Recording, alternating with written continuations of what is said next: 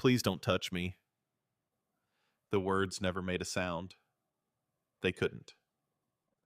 Willa Mercer's hands shaped them in the air between her body and the man standing too close behind her, her fingers trembling so badly that the signs came out broken, stuttering like a sentence choking on its own fear. American Sign Language doesn't need a voice to scream, and Willa's hands were screaming. Were. But nobody in that kitchen heard it. Nobody in that diner saw it. Nobody except one man sitting in the last booth by the window, a man with scars on both knuckles and eyes the color of a winter sky just before the storm breaks. Before we get into the story, hit that subscribe button and stay with me until the very end. Drop a comment telling me what state you're watching from. I want to see how far Willa's story travels because what happened in that small Montana diner changed everything. And I mean everything. Rosie's Diner sat on the edge of Black Hollow, Montana, like something time had forgotten about and never bothered to come back for. The paint was peeling, the neon sign out front buzzed and flickered the R in Rosie's burned out 3 years ago, and nobody ever fixed it. The parking lot had more cracks than asphalt, and the bell above the front door had been ringing the same tired note since 1987. But the coffee was good, the eggs were cheap, and Rosie Gallagher, all 73 years of her, still showed up every single morning at 4:30 to fire up the griddle and unlock the doors, because that's what she'd been doing for 41 years, and she wasn't about to stop now. At 5:47 on a Tuesday morning in late October, the diner smelled like bacon grease and burnt toast, and the kind of quiet desperation that seeps into the walls of places where people go when they've got nowhere better to be. Willa Mercer moved behind the counter like a ghost. That's the only word for it. She didn't walk, she drifted. Shoulders hunched, eyes down her body, pulled in tight like she was trying to take up as little space in the world as humanly possible. She was 22 years old, 5'4", reddish brown hair pulled back in a ponytail that had been done in a hurry, and a face that might have been beautiful if it wasn't so busy trying to disappear. She wore the same uniform every day. White shirt, black apron sleeves, pulled down past her wrists no matter how warm it was. Always past her wrists. She had a notepad in her apron pocket and a pen behind her ear. And she moved through the tables with the practiced efficiency of someone who had learned a long time ago.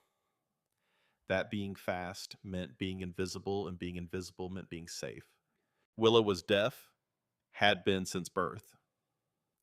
Couldn't hear the bell above the door, couldn't hear the coffee machine gurgling behind the counter, couldn't hear the old men in booth 2 arguing about the Broncos, couldn't hear any of it.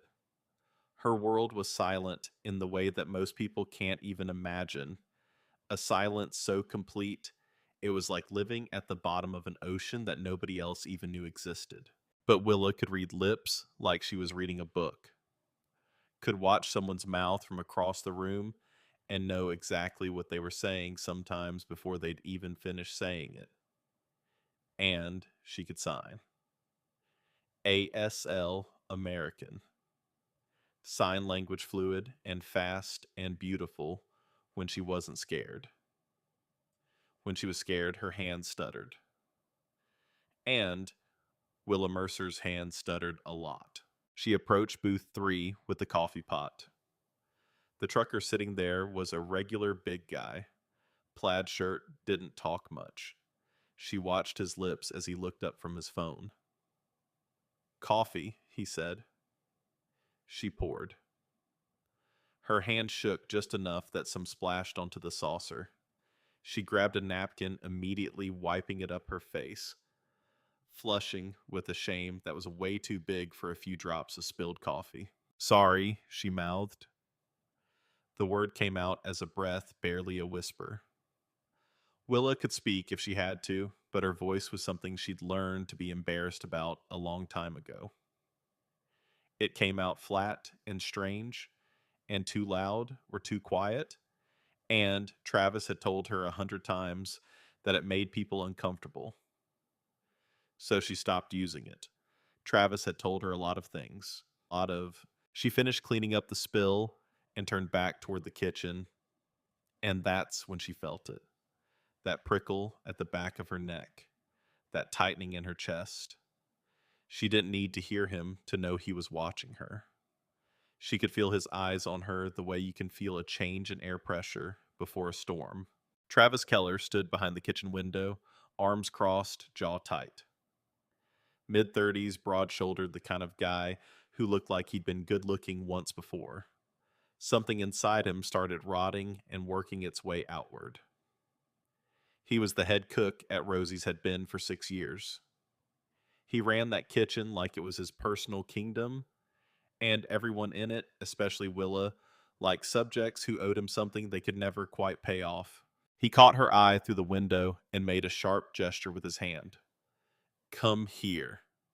Willa's stomach dropped. She set the coffee pot down on the counter and walked to the kitchen window. Her steps careful, measured the walk of someone approaching a dog they weren't sure would bite. Travis leaned forward so his mouth was close to the window opening. He spoke slowly so she could read his lips, but there was nothing kind about the deliberateness. It was the way you'd talk to someone you thought was stupid. "You're moving slow today. You trying to embarrass me in front of customers?" "No." Willa signed quickly. "I'm sorry. I'll be faster." Travis's hand shot through the window and grabbed her wrist. Not hard enough to leave a mark where anyone could see. He'd learned exactly how much pressure to apply and exactly where to apply it a long time ago. His fingers found the same spot they always found the soft underside of her forearm and squeezed. Willa's breath caught. She didn't pull away. She'd learned not to pull away. "You better," Travis mouthed. Then he let go and turned back to the griddle like nothing had happened. Willa stood there for 3 full seconds. She could feel her heart beat in her wrist where his fingers had been. She tugged her sleeve down, checked to make sure the fabric covered the bruise that was already forming on top of the bruise that was already there. Then she picked up the coffee pot and went back to work. That's the thing about Willa's world. In a hearing person's reality, abuse has sound. It has the crack of a slap, the shatter of a plate, the raised voice that makes the neighbors call the police. But in Willa's world, abuse was silent. It happened in the spaces between gestures, in the tightening of a grip, in the way Travis's face changed when nobody else was looking. And because it was silent, nobody noticed. Or maybe they just didn't want to. Travis had been hitting Willa for 3 years, but that wasn't the worst part. The worst part was that he'd been lying to her for 3 years, and she had no way of knowing. See, Travis was Willa's interpreter. Not officially, not professionally. Just the guy who told her what people were saying when she couldn't read their lips, and the guy who told people what she was saying when her signs moved too fast for them to follow. He was her bridge to the hearing world. Her only bridge. And he'd burned it from both sides. When a customer complimented Willa, Travis told her they were complaining. When Willa signed something kind to a customer, Travis translated it as something cold or dismissive. When Willa's mother called the diner 3 years ago, asking to speak with her daughter, Travis told her mother that Willa didn't want to talk to her anymore. When Willa asked Travis what her mother had said, Travis told her that her mother had said she was tired of dealing with a deaf daughter and didn't want to hear from her again. Willa had cried for 3 days after that, and she never tried to contact her mother again. Travis had built a prison out of language itself. No bars, no locks, no chains. Just a man standing between a deaf woman and every other human being on the planet, controlling every single word that went in and every single word that came out. And Willa didn't know. How could she? The lie was invisible because she couldn't hear the truth. The morning moved the way mornings at Rosie's always moved. Slow and steady, the breakfast crowd trickling in between 6 and 8. The same faces in the same booths, ordering the same things they'd ordered yesterday and the day before that. Rosie herself worked the register. A small woman with silver hair and reading glasses on a chain around her neck, tough as a railroad spike, but with a soft spot for anyone who looked like they needed one. Rosie had noticed things about Willa over the past year. Small things. The way she flinched when Travis appeared behind her. The way she always wore long sleeves. The way she apologized for everything, even things that weren't her fault. Especially things that weren't her fault. But every time Rosie tried to ask Willa if she was okay, Travis was right there, hovering, translating, and Willa's answer was always the same. I'm fine. Rosie wasn't sure she believed it, but she also wasn't sure what to do about it. And in a small town like Black Hollow, not being sure usually meant doing nothing. At 9:15, the motorcycles arrived. The sound started as a low rumble somewhere in the distance, like thunder rolling down from the mountains. Not that Willa heard it. She was wiping down the counter when she felt the vibration in the floor, a deep trembling that traveled up through her feet and settled in her chest. She looked up. Through the window, she could see them coming, one bike, then two, then 5, then 10, then more than she could count. They poured into the parking lot like a river of chrome and black leather engines, roaring so loud that the coffee cups on the counter rattled in their saucers. The old couple in booth 2 clutched each other's hands. The trucker in booth 3 put down his phone and stared. Even Rosie stopped what she was doing and muttered something under her breath that Willa couldn't read from that angle, but the expression on Rosie's face said enough. Iron Saints, MC. The name was stitched across the back of every leather vest in letters that looked like they'd been forged in a furnace. Below it, a skull with iron crosses for eyes. 30 men, maybe more, and not a single one of them looked like he'd come here for the pancake special. The door swung open, and the bell rang its tired note, and Willa felt the change in the air, the way she always felt things through vibration, through the shifting of pressure, through something deeper than sound. He walked in first. Axel Grimm, Dalton didn't enter a room. He altered it. 6'3", broad across the shoulders with hands that looked like they'd been built for breaking things, and a face that looked like things had tried to break it right back. His hair was dark shot through with gray at the temples. His eyes were pale, almost silver, and they moved across the room with the slow precision of a man who had learned a long time ago that the most dangerous thing in any space is the thing you don't see coming. He scanned the diner, every exit, every face, every angle. And then his gaze landed on Willa and stopped. Just stopped, like he'd been looking for something without knowing it, and found it standing behind a counter in a stained white shirt with her sleeves pulled down past her wrists. Willa looked away immediately. She could feel his eyes on her, and it made her skin prickle, not with fear exactly, but with something she couldn't name, something that felt like being seen. Booth in the back, Grimm said to the men behind him. His voice was low and rough, like gravel being dragged across stone. The men filed in without a word. Leather creaked against cracked vinyl as they settled into the booths, filling up the entire back section of the diner. Travis appeared beside Willa so fast she almost jumped. He signed to her sharp and quick. Go take their order, and don't be slow about it. Willa grabbed her notepad and forced her legs to move. The walk to the back booth felt like the longest walk of her life. She could feel 30 pairs of eyes on her, could see tattoos and scars, and faces that looked like they'd seen things most people only read about.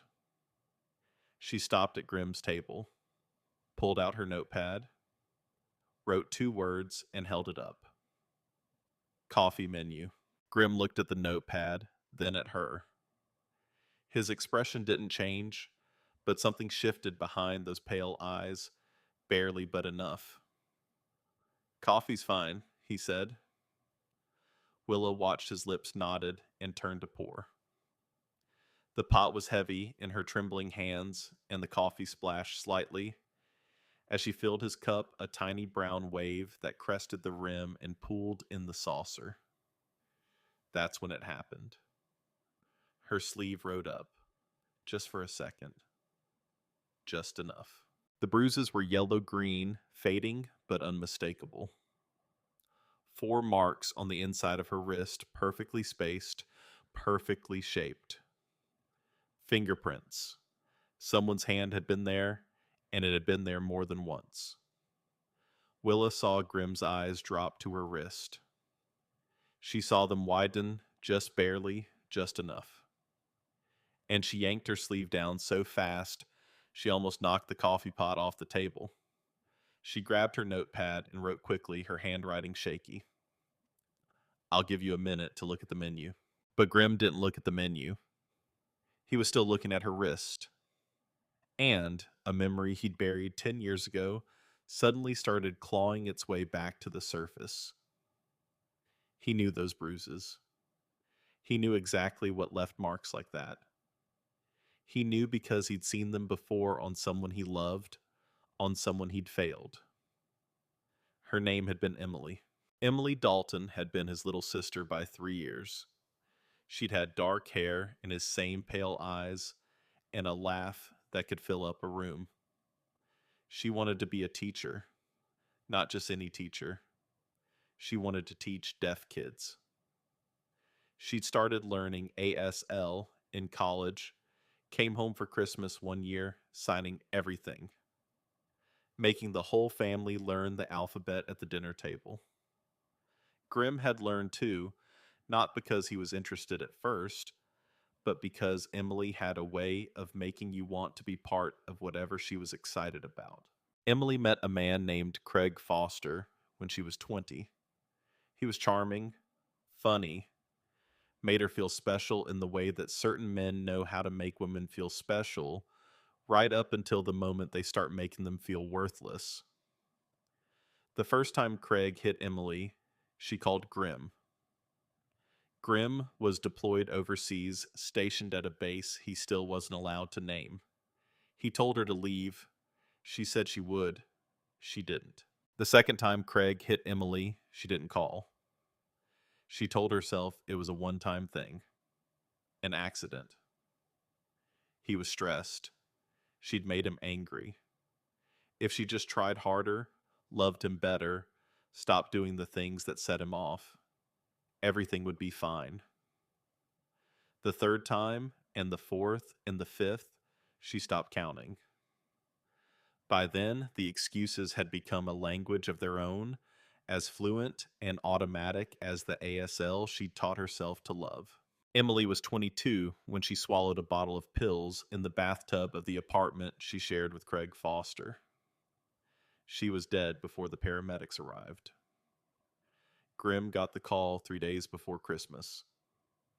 He flew home to a town that was exactly the same and a world that would never be the same again. He stood at her grave in a suit that didn't fit and shoes that pinched, and he made a promise to a headstone that couldn't hear him. Never again, never again would he see those bruises on a woman and look away. Never again would he tell himself it wasn't his business. Never again would he be the man who didn't ask the question that might have saved his sister's life. After Emily died, Grimm never signed again. The language that had connected them became a reminder of everything he'd lost, every conversation they'd never have, every laugh he'd never see, spelled out in her quick, bright hands. ASL became a ghost language, something that haunted the spaces between his fingers. Until today. Until a girl with reddish brown hair and bruises on her wrist poured him a cup of coffee with shaking hands. The bikers ate eggs, bacon pancakes, toast enough food to feed a platoon. They were loud but not disorderly, taking up space the way men who are used to taking up space do, without apology but without malice. Willa moved between the tables, refilling coffee, taking orders on her notepad, communicating in the only way she could with people who didn't know her language. And Grim watched. He watched the way she apologized every time someone so much as glanced at her. He watched the way she kept tugging her sleeves. He watched the way she looked toward the kitchen every 30 seconds, like she was checking the position of something dangerous. And then he watched the man in the kitchen. Travis Keller, mid-30s, mean eyes. The kind of tight, controlled anger in his jaw that Grimm recognized immediately because he'd seen it in Craig Foster's face in the one photograph he'd found in Emily's apartment after she died. That look. That ownership look. That she belongs to me and I dare anyone to say otherwise? Look.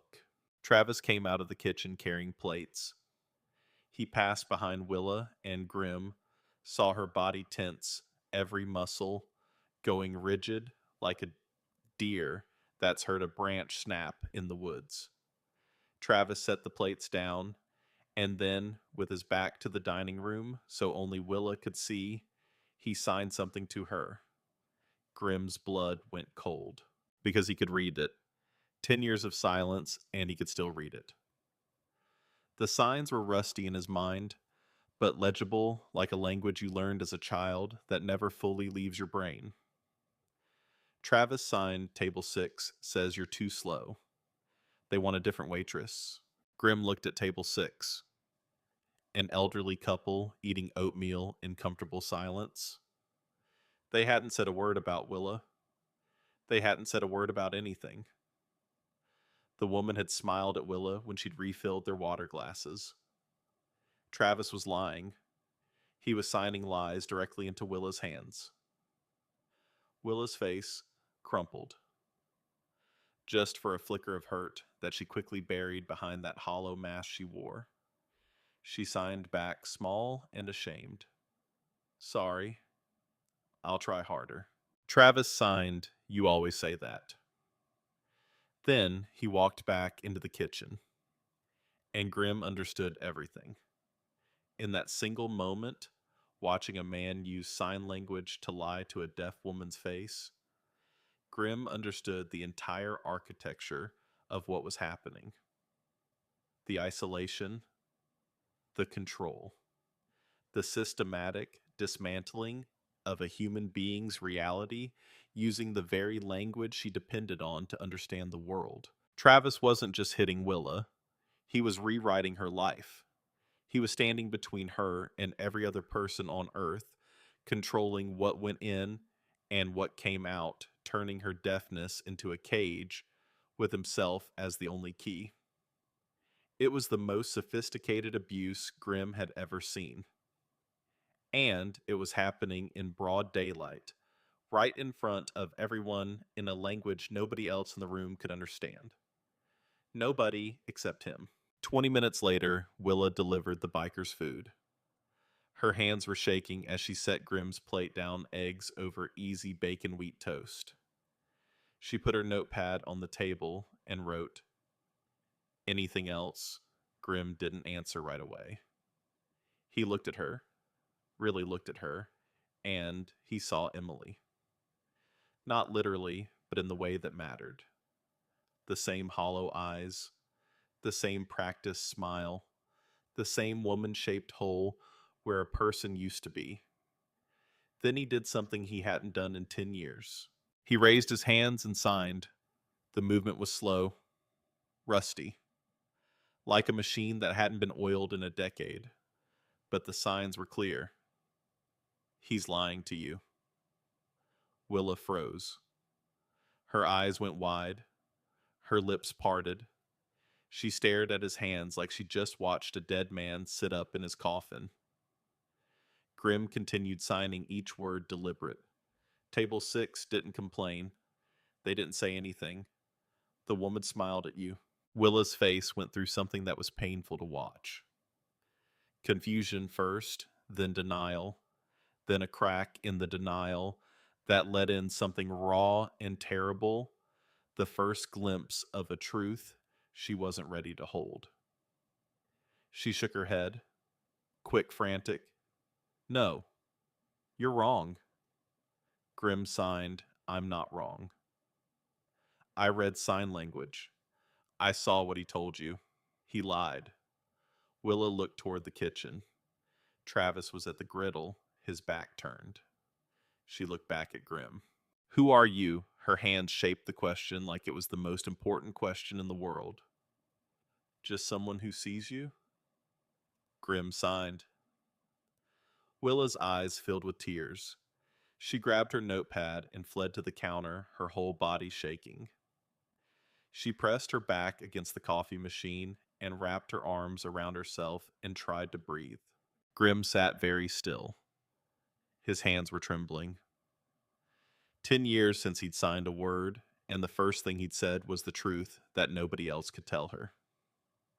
Across the diner, Reaper Grimm's VP, a man built like a refrigerator with a beard that reached his chest, leaned over. You good, brother? Yeah, Grimm said. He was not good. He was watching Willa Mercer try to hold herself together behind the counter, and all he could see was Emily in that bathtub. Emily who'd believed every lie Craig ever told her. Emily who died thinking she was the problem. The morning went on.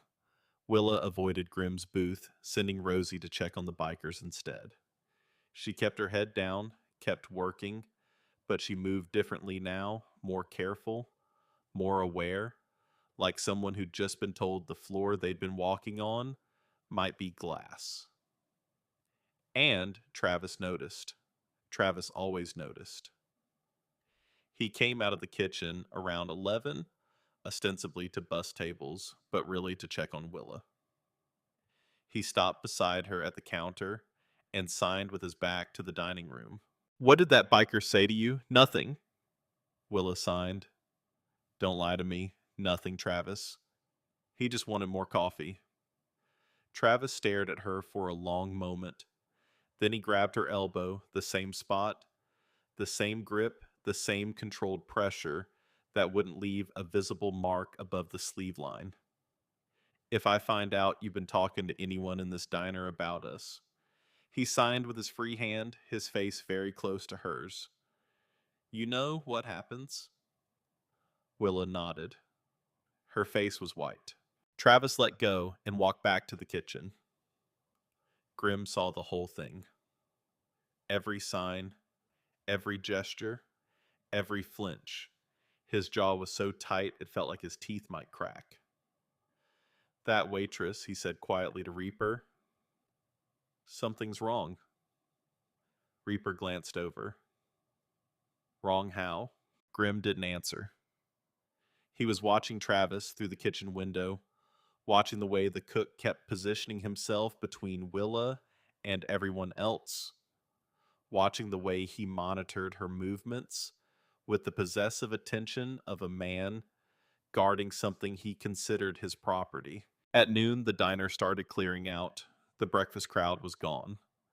The lunch rush hadn't started yet. Most of the bikers had finished eating and were heading outside to stretch their legs and check their bikes. Only Grim Reaper and 2 others remained in the back booth. Willa was clearing tables when she dropped a plate. It hit the linoleum and shattered pieces of ceramic spinning across the floor like white teeth knocked loose from a mouth. In a normal diner, someone drops a plate, you hear a crash, a few heads turn, someone laughs, someone says no big deal, life goes on. But Willa couldn't hear the crash. She only felt the plate leave her hands and then looked down to see it in pieces on the floor. And her face went through something that made Grimm's chest hurt. Pure, absolute terror. Not because of a broken plate, because of what a broken plate meant. Travis was out of the kitchen before the last piece stopped spinning. What the hell is wrong with you? He didn't sign it. He said it loud for the whole diner to hear, knowing Willa couldn't hear the words, knowing the performance was for the remaining customers.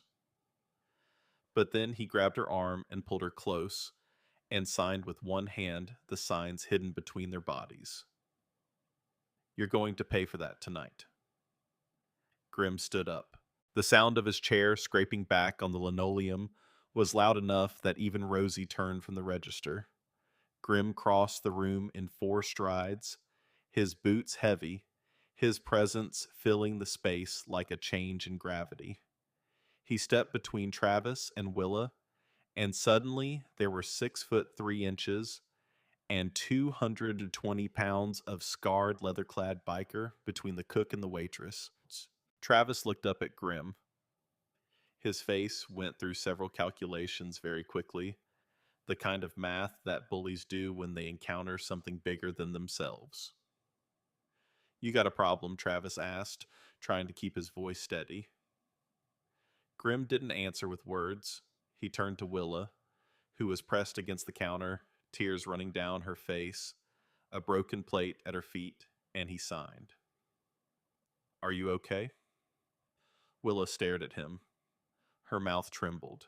Travis took a step forward. Hey, I'm talking to you. Who the hell do you think you are coming in here and... Grimm turned back to Travis. He didn't say anything. Didn't need to.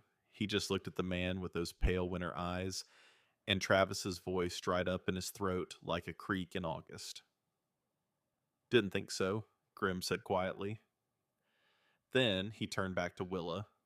He crouched down, not to her level exactly, but lower than his full height, less threatening, and he signed slowly. I know you're scared. I know you don't know me. But I need you to hear something, and I know that's a strange thing to say to you, but I mean it. Whatever he's told you, whatever he's made you believe about yourself, it's a lie. All of it.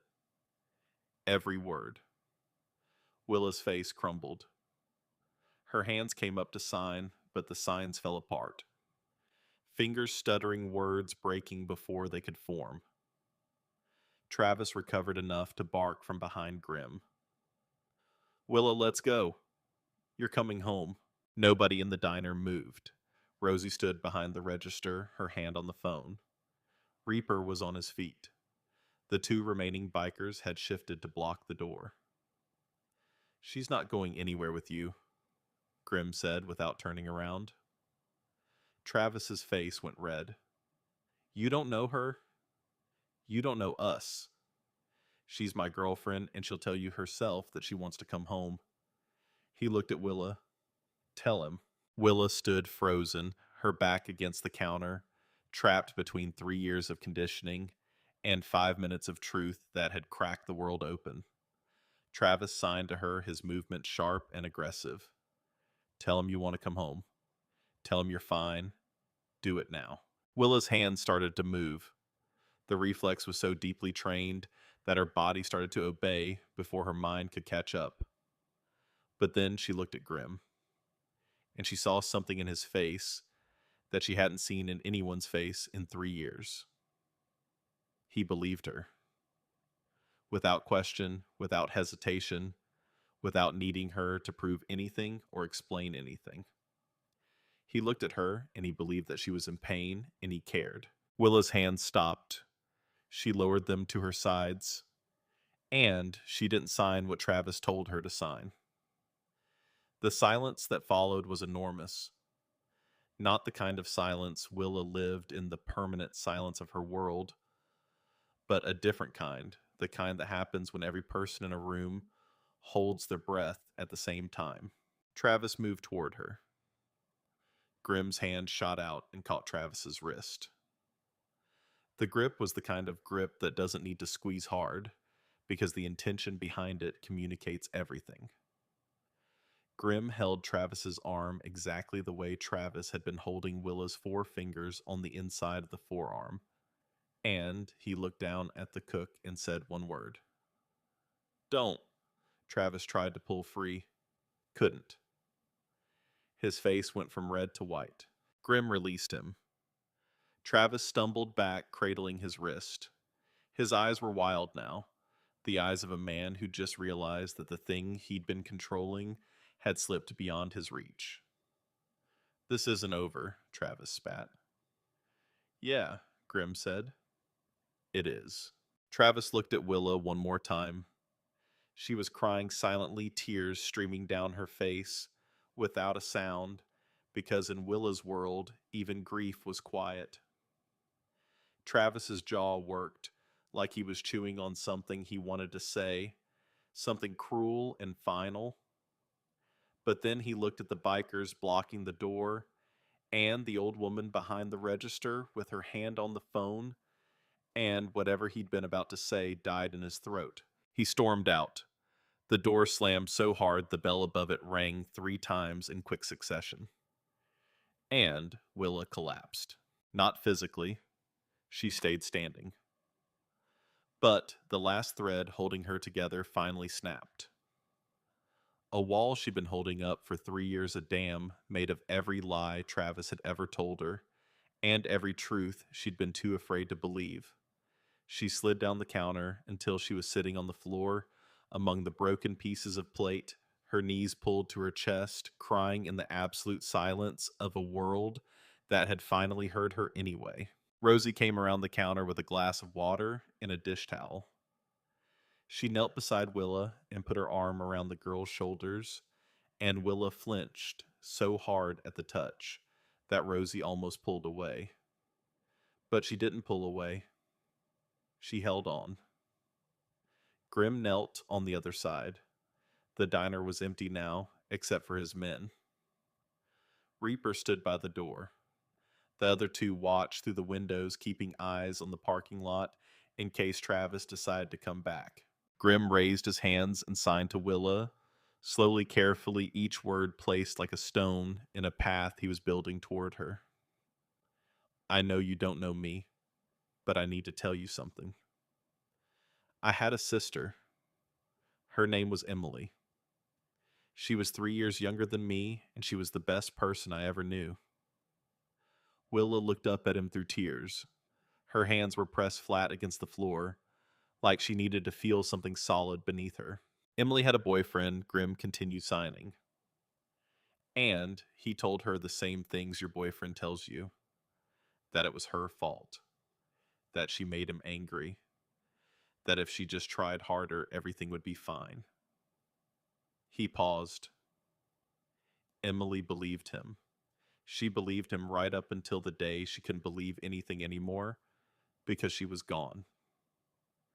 Willa's breath caught. I was deployed when it happened, Grim signed. Overseas. I got the call 3 days before Christmas. Flew home to bury the only family I had left. And I've spent every day since wondering if I could have saved her. If I just asked the right question. If I just paid attention. He looked at Willa, and his eyes were wet, this scarred man, with fists like hammers and a leather vest that had seen things that would make most people sick. And his eyes were wet. Emily learned sign language, he signed. She wanted to teach deaf children. She taught me. After she died, I stopped signing. I couldn't do it anymore. Every word felt like reaching for someone who wasn't there. He paused. His hands were shaking. You're the first person I've signed to in 10 years. Willa stared at him. Then she raised her trembling hands and signed 3 words. Why are you here? Because I made a promise at my sister's grave, Grim signed. Never again.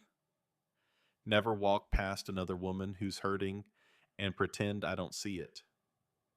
So I'm asking you the question I should have asked Emily. The question that might have saved her life if anybody had cared enough to ask it. He held her gaze. Who hurt you? The question hung in the air between them, shaped by hands that hadn't spoken in a decade, received by eyes that had been lied to for 3 years. Willa's chin trembled. Her hands came up, went down, came up again. Everyone she signed. Always. Grimm's jaw tightened. He shook his head slowly. Not everyone. Not always. Not anymore. And for the first time in 3 years, sitting on the floor of a diner, surrounded by broken ceramic and the smell of cold coffee, and a circle of bikers who looked like they could tear the world apart, Willa Mercer felt something she thought she'd lost forever. Something so small and fragile, she was afraid to even name it because naming it might break it. Hope. It felt like the first sign of a word she'd forgotten how to spell. Rosie locked the diner doors. She pulled down the blinds and turned off the open sign and made 3 phone calls. One to her nephew, who was a lawyer. One to the women's shelter 2 towns over. And one to the police department. Officer Boone showed up 20 minutes later. Mid-40s, square jaw, the kind of cop who'd been in Black Hollow long enough to know where all the bodies were buried, figuratively speaking, and who preferred to keep things quiet. He walked in, looked at the bikers, looked at Willa sitting on the floor, looked at Rosie, and said, "What happened here?" Rosie told him, or tried to. She described what she'd seen, the grabbing, the intimidation, the way Travis controlled Willa. But even as she spoke, Rosie realized how little she actually knew. She'd seen pieces, fragments, the visible tip of something that went much deeper than she'd imagined. Boone looked at Willa. He spoke to her directly, slowly. "Ma'am, can you tell me what happened?" Willa stared at his lips. She understood the words, but the reflex was so ingrained, so deeply conditioned, that her first instinct was to look for Travis, to wait for Travis to translate, to let Travis speak for her. Travis wasn't there. Willa raised her hands to sign, but Boone didn't understand. ASL. He looked at Rosie. "She understand me." "She reads lips," Rosie said.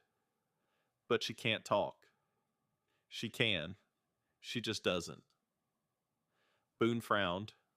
"Look, I need a statement. If she can't communicate..." "She can communicate," Grimm said from behind them. He'd been standing back, giving Willa space, but now he stepped forward. "She communicates in ASL. I can interpret." Boone looked at Grimm, at the leather vest, the scars, the Iron Saints patch. "You speak sign language?" "I do." Boone was skeptical. That was obvious. He looked back at Willa. "Ma'am, do you want this man to translate for you?" Willa looked at Grimm. The stranger who'd walked into her life an hour ago and spoken the first true words she'd received in 3 years. She nodded. And then a voice came from the doorway. "She doesn't need a translator. She's got me." Everyone turned. Travis Keller stood in the door of the diner, and he wasn't alone.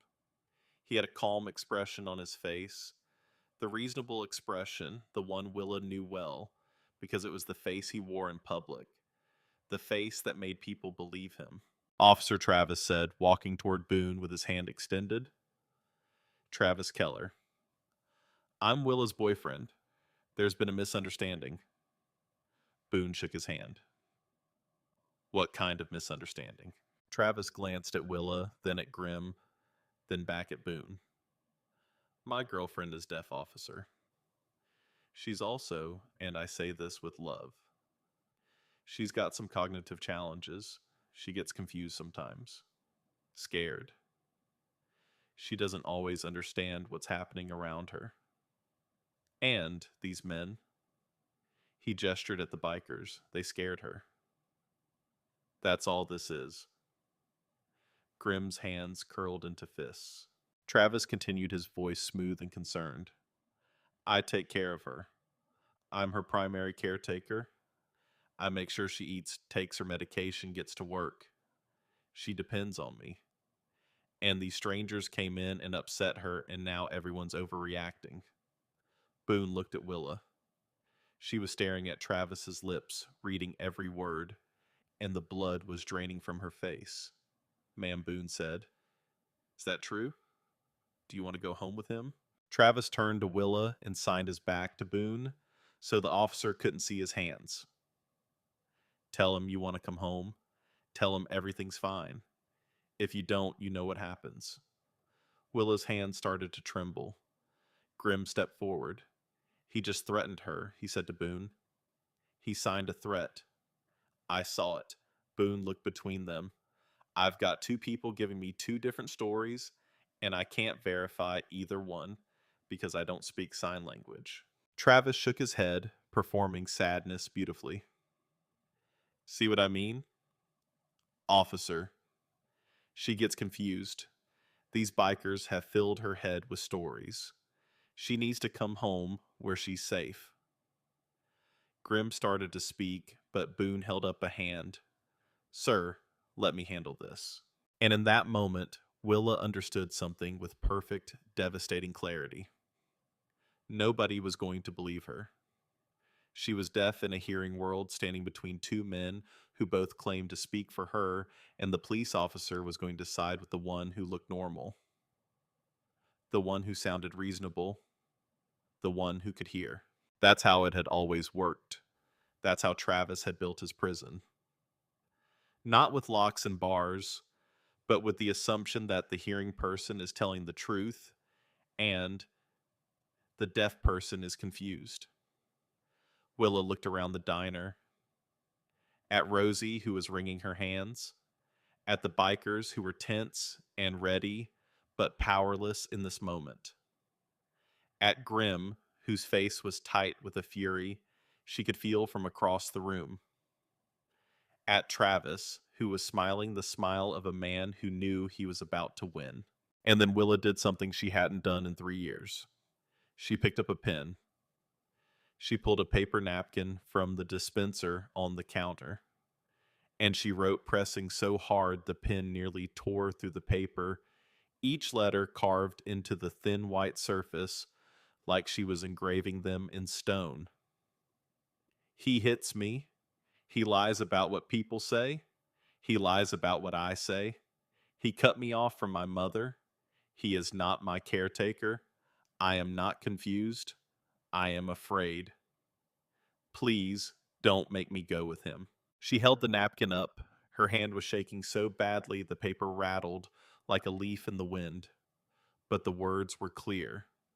Black ink on white paper. No translation needed. No interpreter required. Every person in that diner read those words. Officer Boone read them. Rosie covered her mouth with her hand, and Travis's smile disappeared like a light being switched off. Boone looked at the napkin. He looked at Willa. He looked at Travis. And then he said 4 words that changed the air in the room. Step away from her, sir. Travis's composure cracked. Now, wait just a minute. I said step away.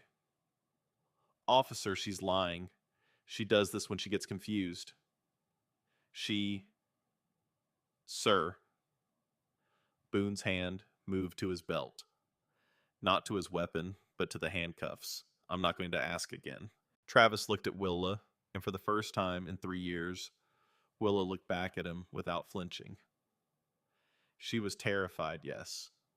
Her whole body was shaking. But she was looking at him, and she was not looking down. Travis's face twisted into something ugly, something real.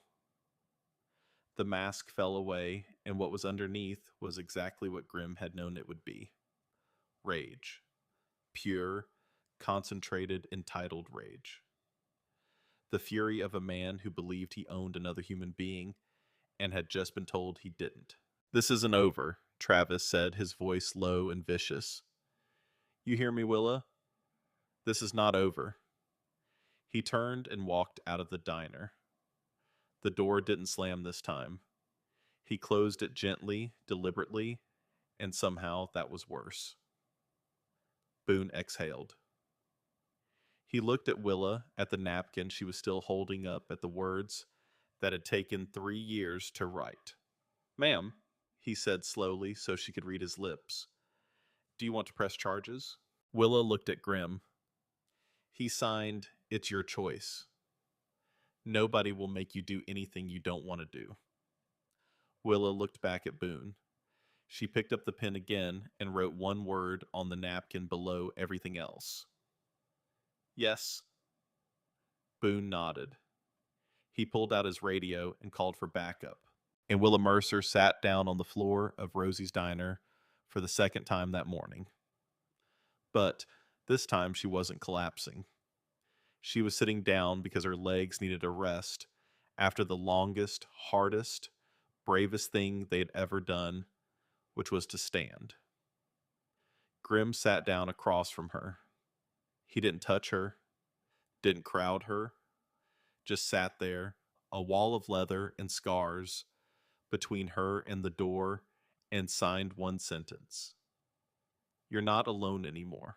Willa looked at his hands at the words, shaped in a language that had connected him to a dead sister, and now connected him to a living woman who needed those words more than she needed air. She signed back, her fingers still trembling, but steadier now, just slightly steadier. I know. Outside, the October wind swept through the parking lot of Rosie's Diner, rattling the sign with the burned-out R. 30 motorcycles sat in a row, chrome, gleaming in the thin Montana sunlight. Somewhere in the distance, a truck engine started, and tires peeled out onto the highway heading east. Travis Keller was gone. For now. But the words Willa Mercer had written on that napkin, the words that had taken every ounce of courage in her small, silent, extraordinary body to put down on paper, those words were just the beginning.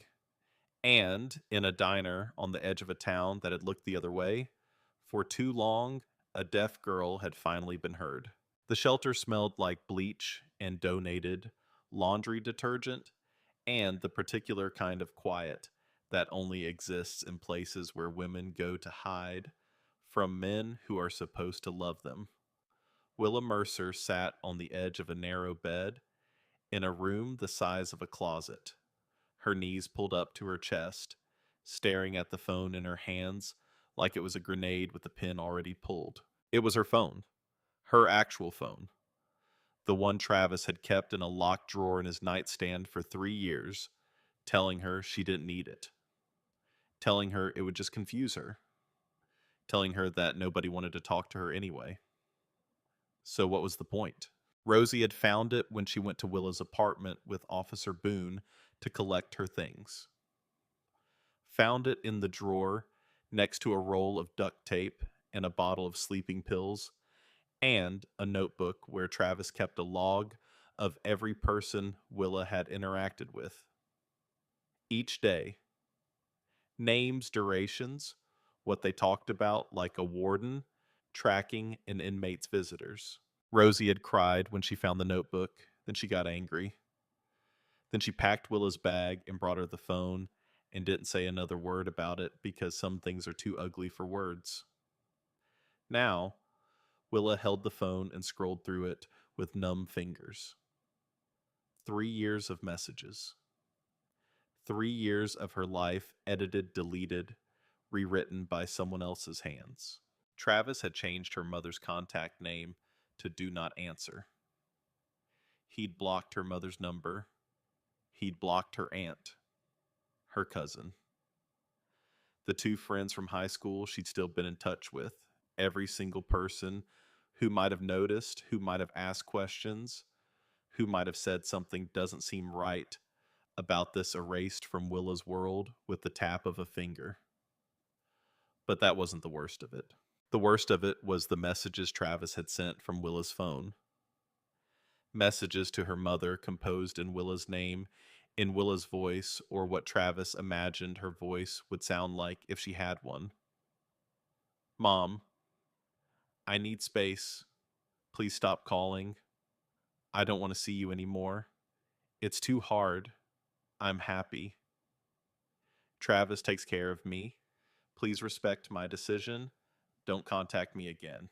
Each message was a knife, and Willa read them all one after another, sitting on that narrow bed in that bleach scented room, crying without making a sound, because in Willa's world, even heartbreak was silent.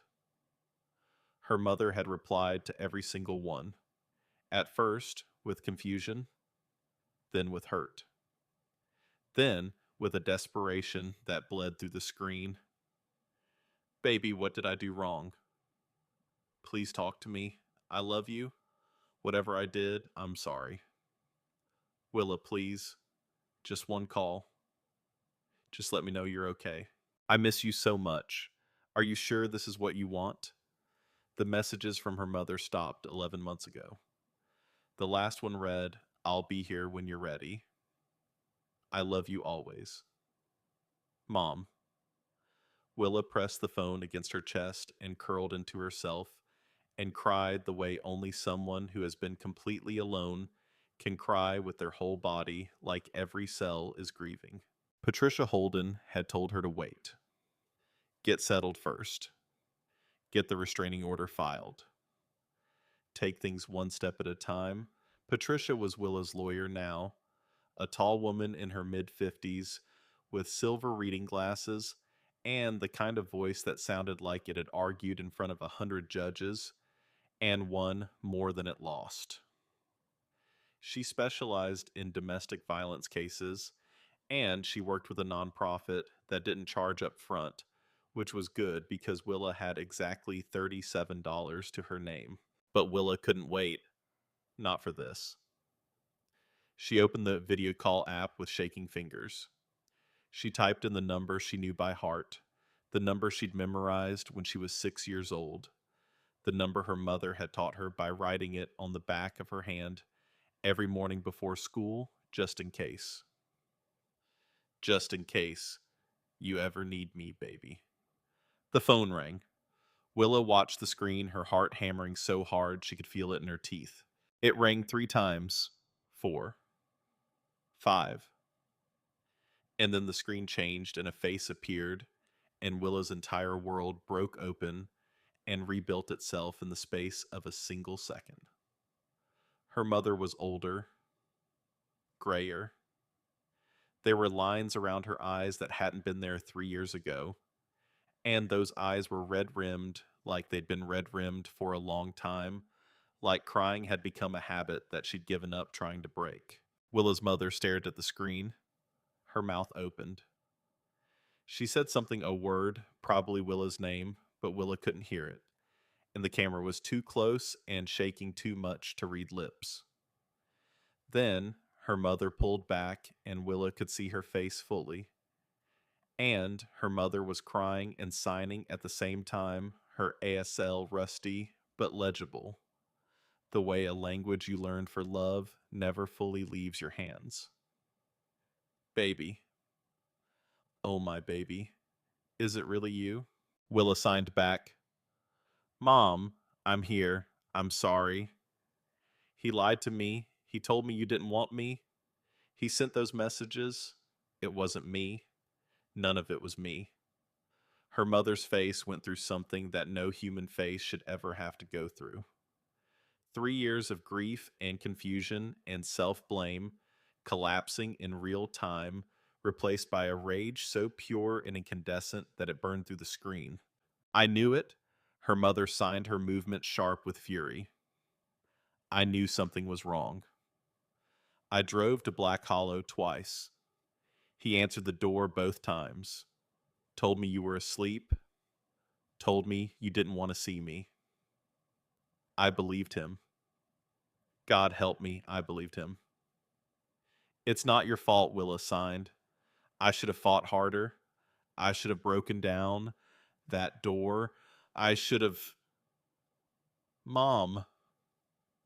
Willa's hand steadied. It's not your fault. He used my ears against me. He used them against both of us. They cried together for 20 minutes. Two women on opposite sides of a phone screen, speaking in a language made of hands and hearts, a language that Travis Keller had tried to weaponize and failed. Because you can twist the words, but you can't twist the love behind them. And the love between Willa Mercer and her mother was the one thing Travis had never been able to touch. When the call ended, Willa sat in the silence of her room and felt something settle in her chest. Something solid. Something that had been missing for 3 years and was finally carefully finding its way back into place.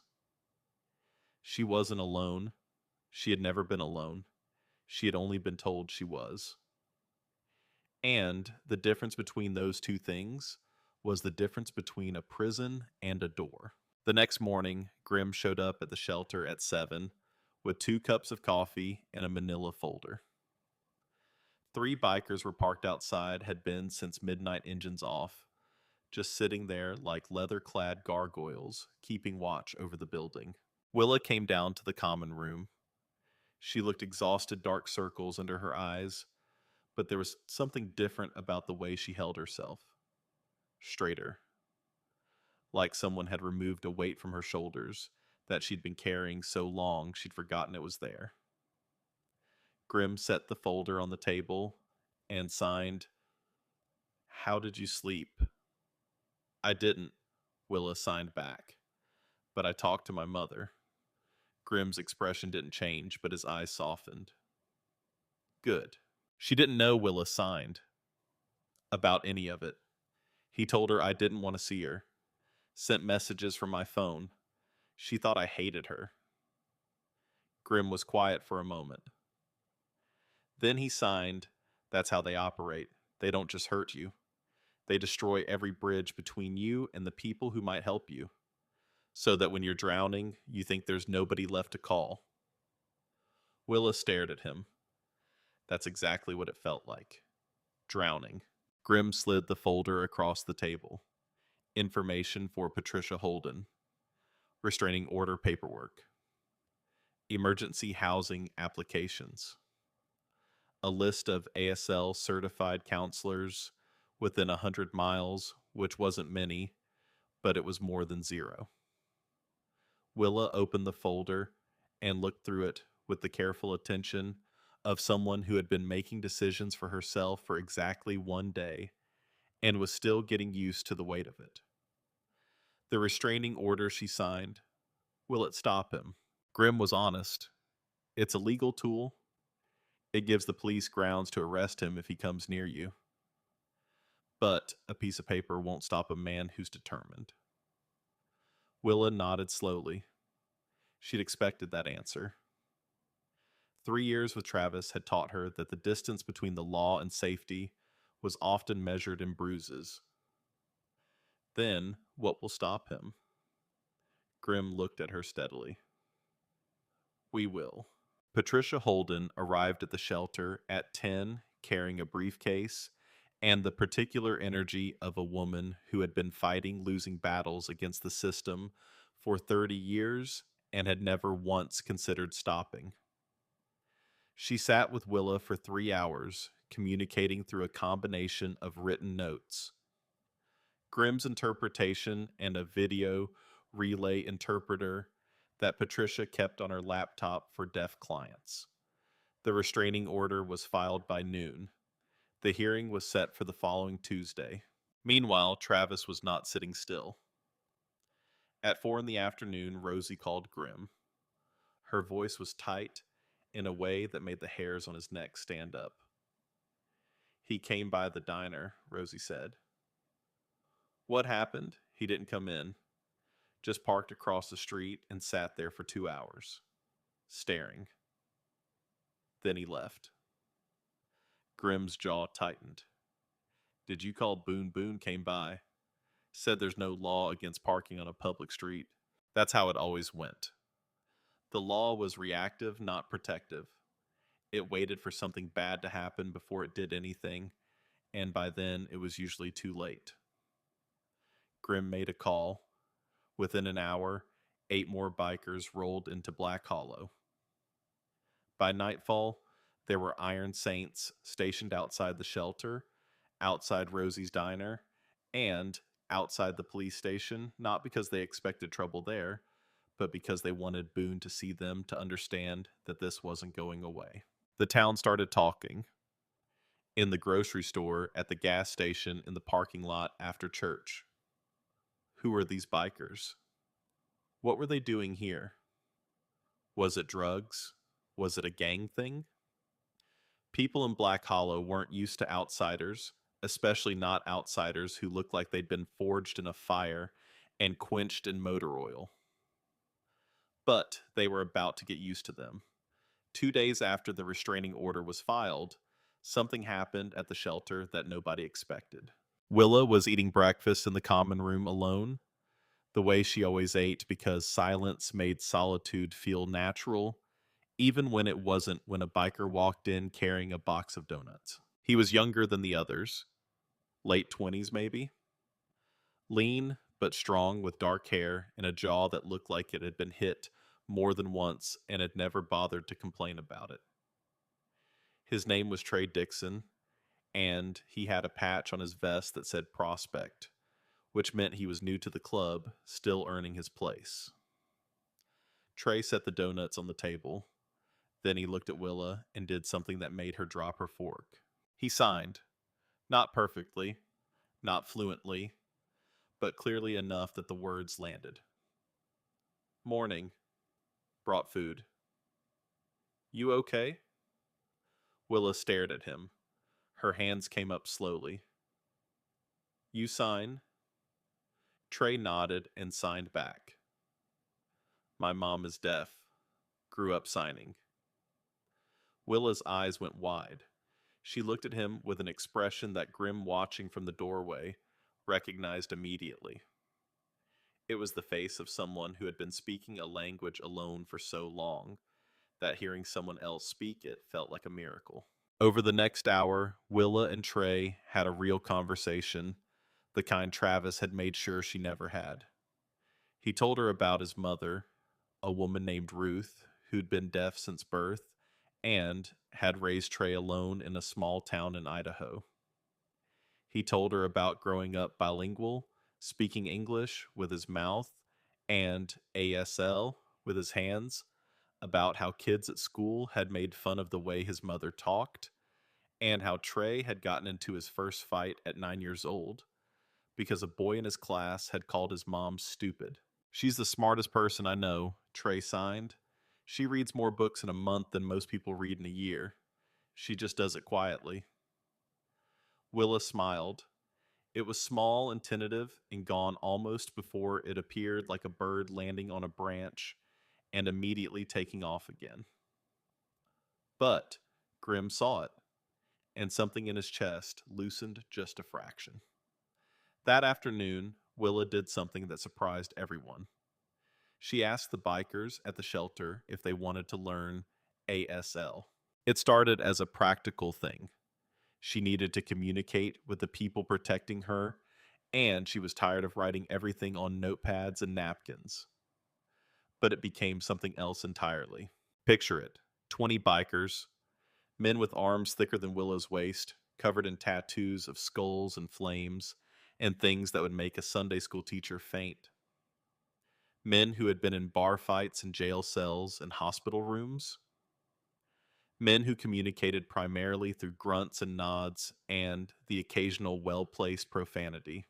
And there was Willa, 5'4", 120 pounds, standing in front of them, like a teacher at the world's most terrifying school, patiently showing them how to shape their massive, scarred hands into the signs for basic phrases. You safe, 2 signs. Flat hand near the face, then crossed, fists pulled apart.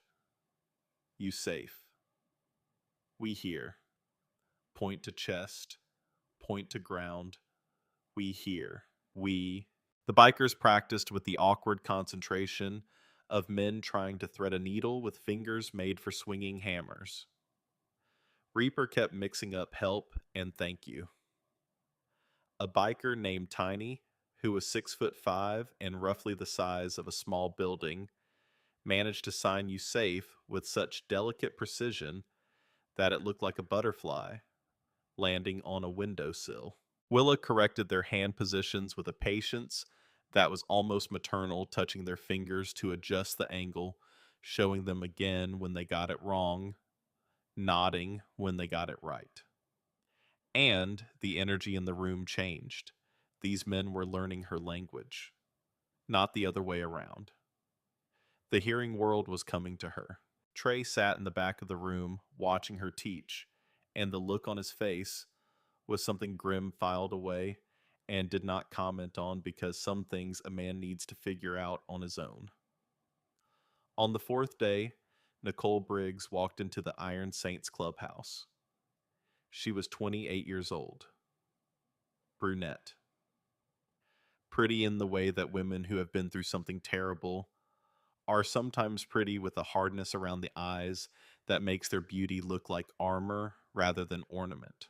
She walked past four bikers who tried to stop her, past Diane Steele, who tried to offer her coffee, past everyone, straight to the main room where Grimm was sitting with Reaper, going over a map of Travis's known locations. "I need to talk to you," Nicole said. "About Travis Keller."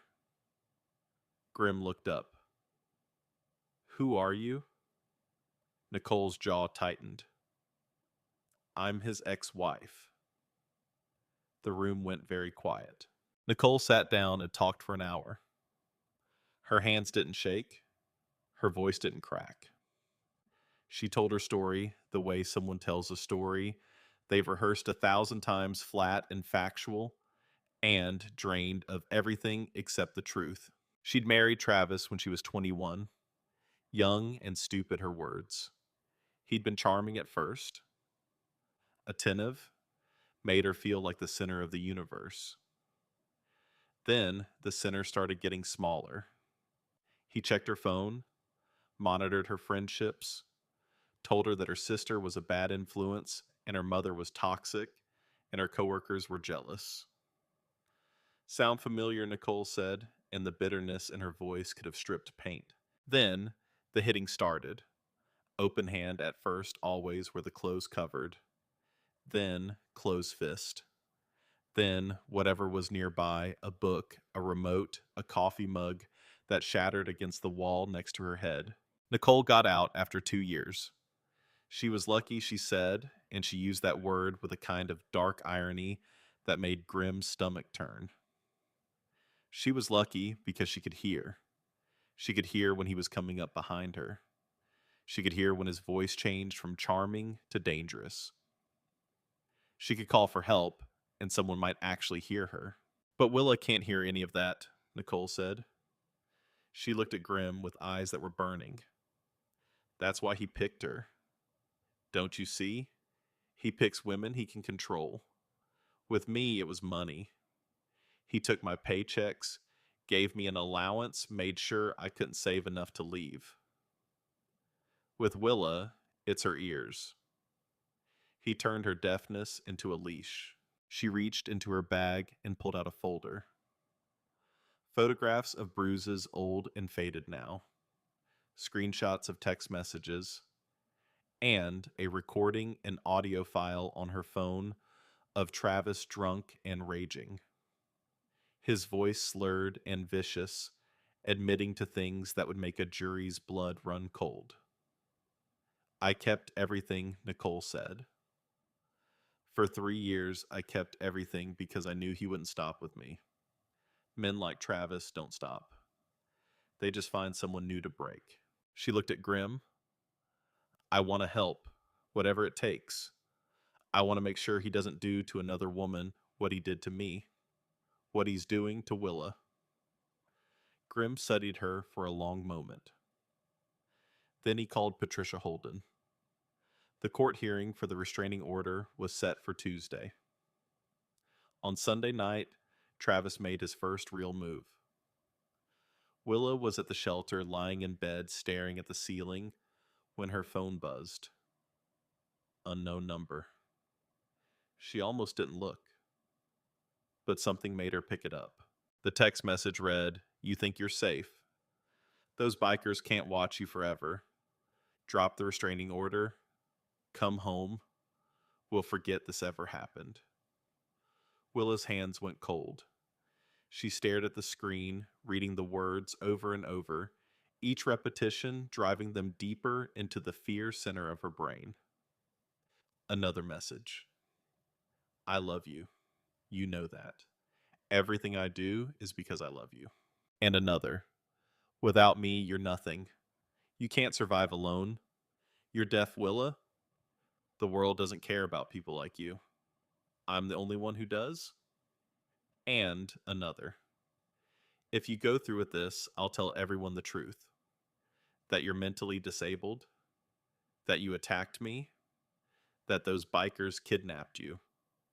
Who do you think they'll believe, me or the deaf girl who can't even speak?" Willa showed the messages to Grim the next morning. He read them in silence, his face getting harder with each one, his jaw working like he was chewing on something made of iron. He signed to Willa screenshot everything. "Save it. Give it to Patricia.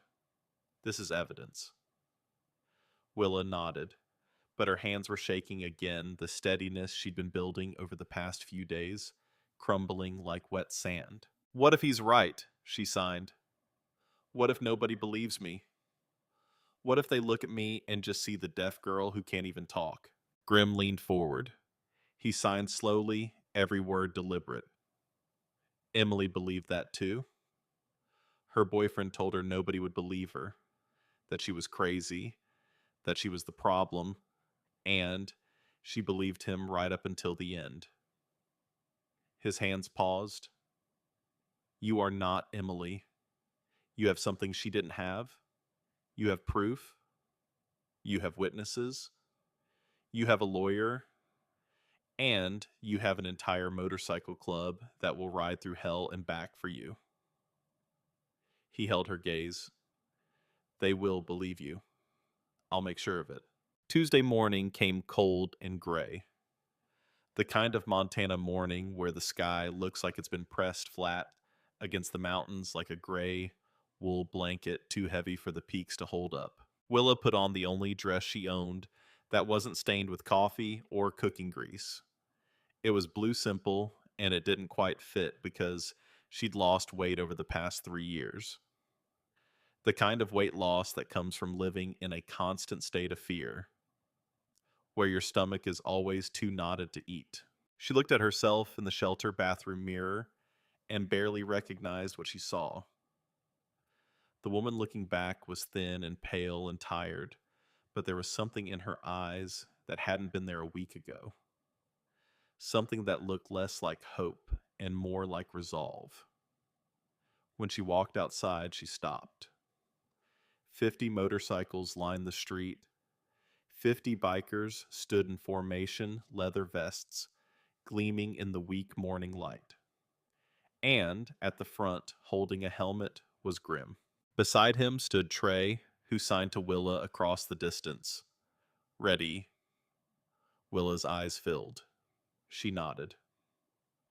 They rode to the courthouse in a convoy that stretched 2 blocks, engines rumbling like a promise. And when Willa walked up those steps, she was flanked by men who had decided that protecting a deaf waitress from a small town in Montana mattered more than anything else they had to do that day. Travis was already inside, sitting with his lawyer wearing a suit that didn't quite fit his shoulders, looking like a man playing dress up as a respectable citizen. He saw the bikers file in, and his confident expression flickered just for a second, like a candle in a draft. The hearing lasted an hour. Travis's lawyer argued that Willa was exaggerating, that she was confused, that her disability made her an unreliable witness. The word disability was used 7 times. Each time Willa read it on the lawyer's lips, and each time she felt something inside her get harder, denser, like coal being compressed into diamond.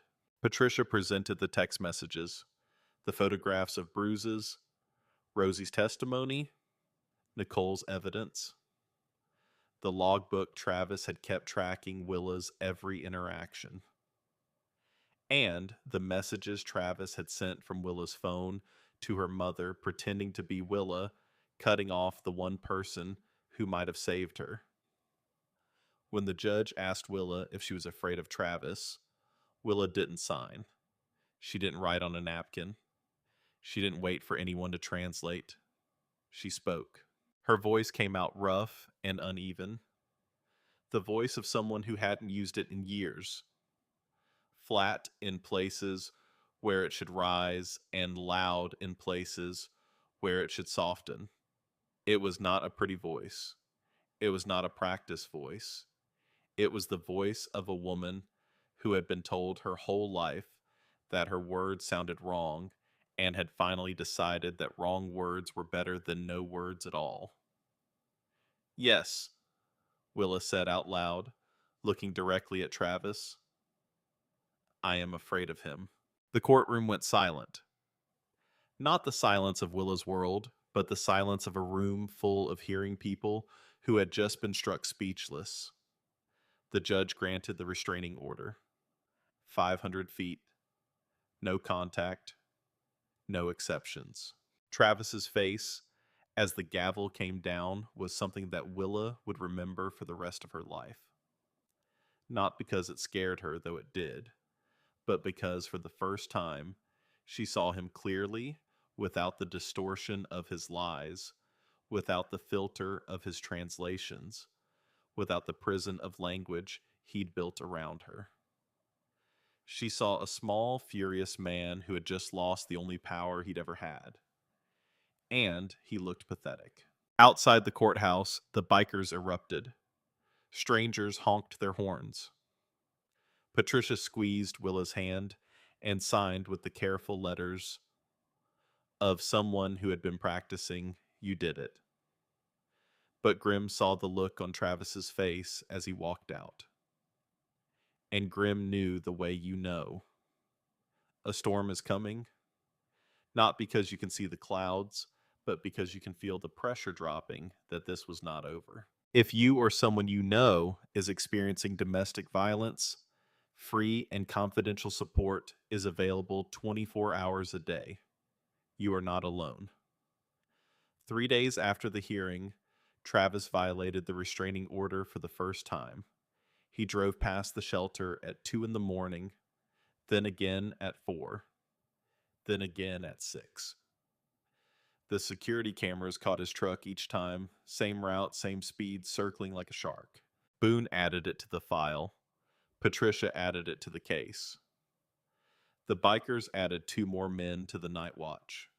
On the 5th day, someone spray painted a word on the front windows of Rosie's diner. The word was liar, 3 feet tall, red paint dripping down the glass like blood. Rosie found it at 5 in the morning.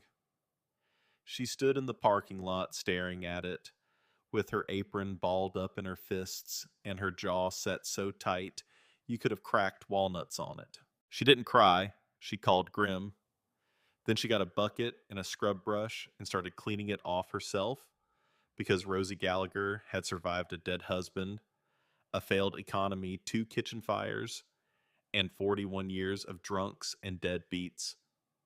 And she was not going to let one coward with a spray can break her. The bikers had security camera footage from across the street. Travis's truck, Travis getting out, Travis painting the word. They gave it to Boone. Travis was arrested by noon, posted bail by 3, and was back on the street by dinner. The system was not designed to protect women like Willa. It was designed to process paperwork and follow procedures and give men like Travis chance after chance after chance, while the women they hurt ran out of places to hide. But Willa wasn't hiding anymore. She had changed since the courthouse. The act of speaking out loud, of using her voice for the first time in years, had unlocked something. Words came now where silence used to be. Not a lot, not fluently, but she'd say words here and there. Short ones, sharp ones, the kinds of words that don't need perfect pronunciation to make their point. No. Stop. Mine. Enough. And she kept teaching ASL to the bikers. The lessons became a daily thing, morning sessions at the clubhouse before the day's business began. Reaper could now sign good morning and where's the coffee and a surprisingly elegant thank you. Tiny had mastered you safe and we here, and also I'm hungry, which he used approximately 40 times a day. Trey didn't need the lessons. He sat with Willa afterward, the two of them signing in the rapid, fluid way of native speakers, their hands moving so fast that even Grim could only catch every third word. They talked about everything and nothing.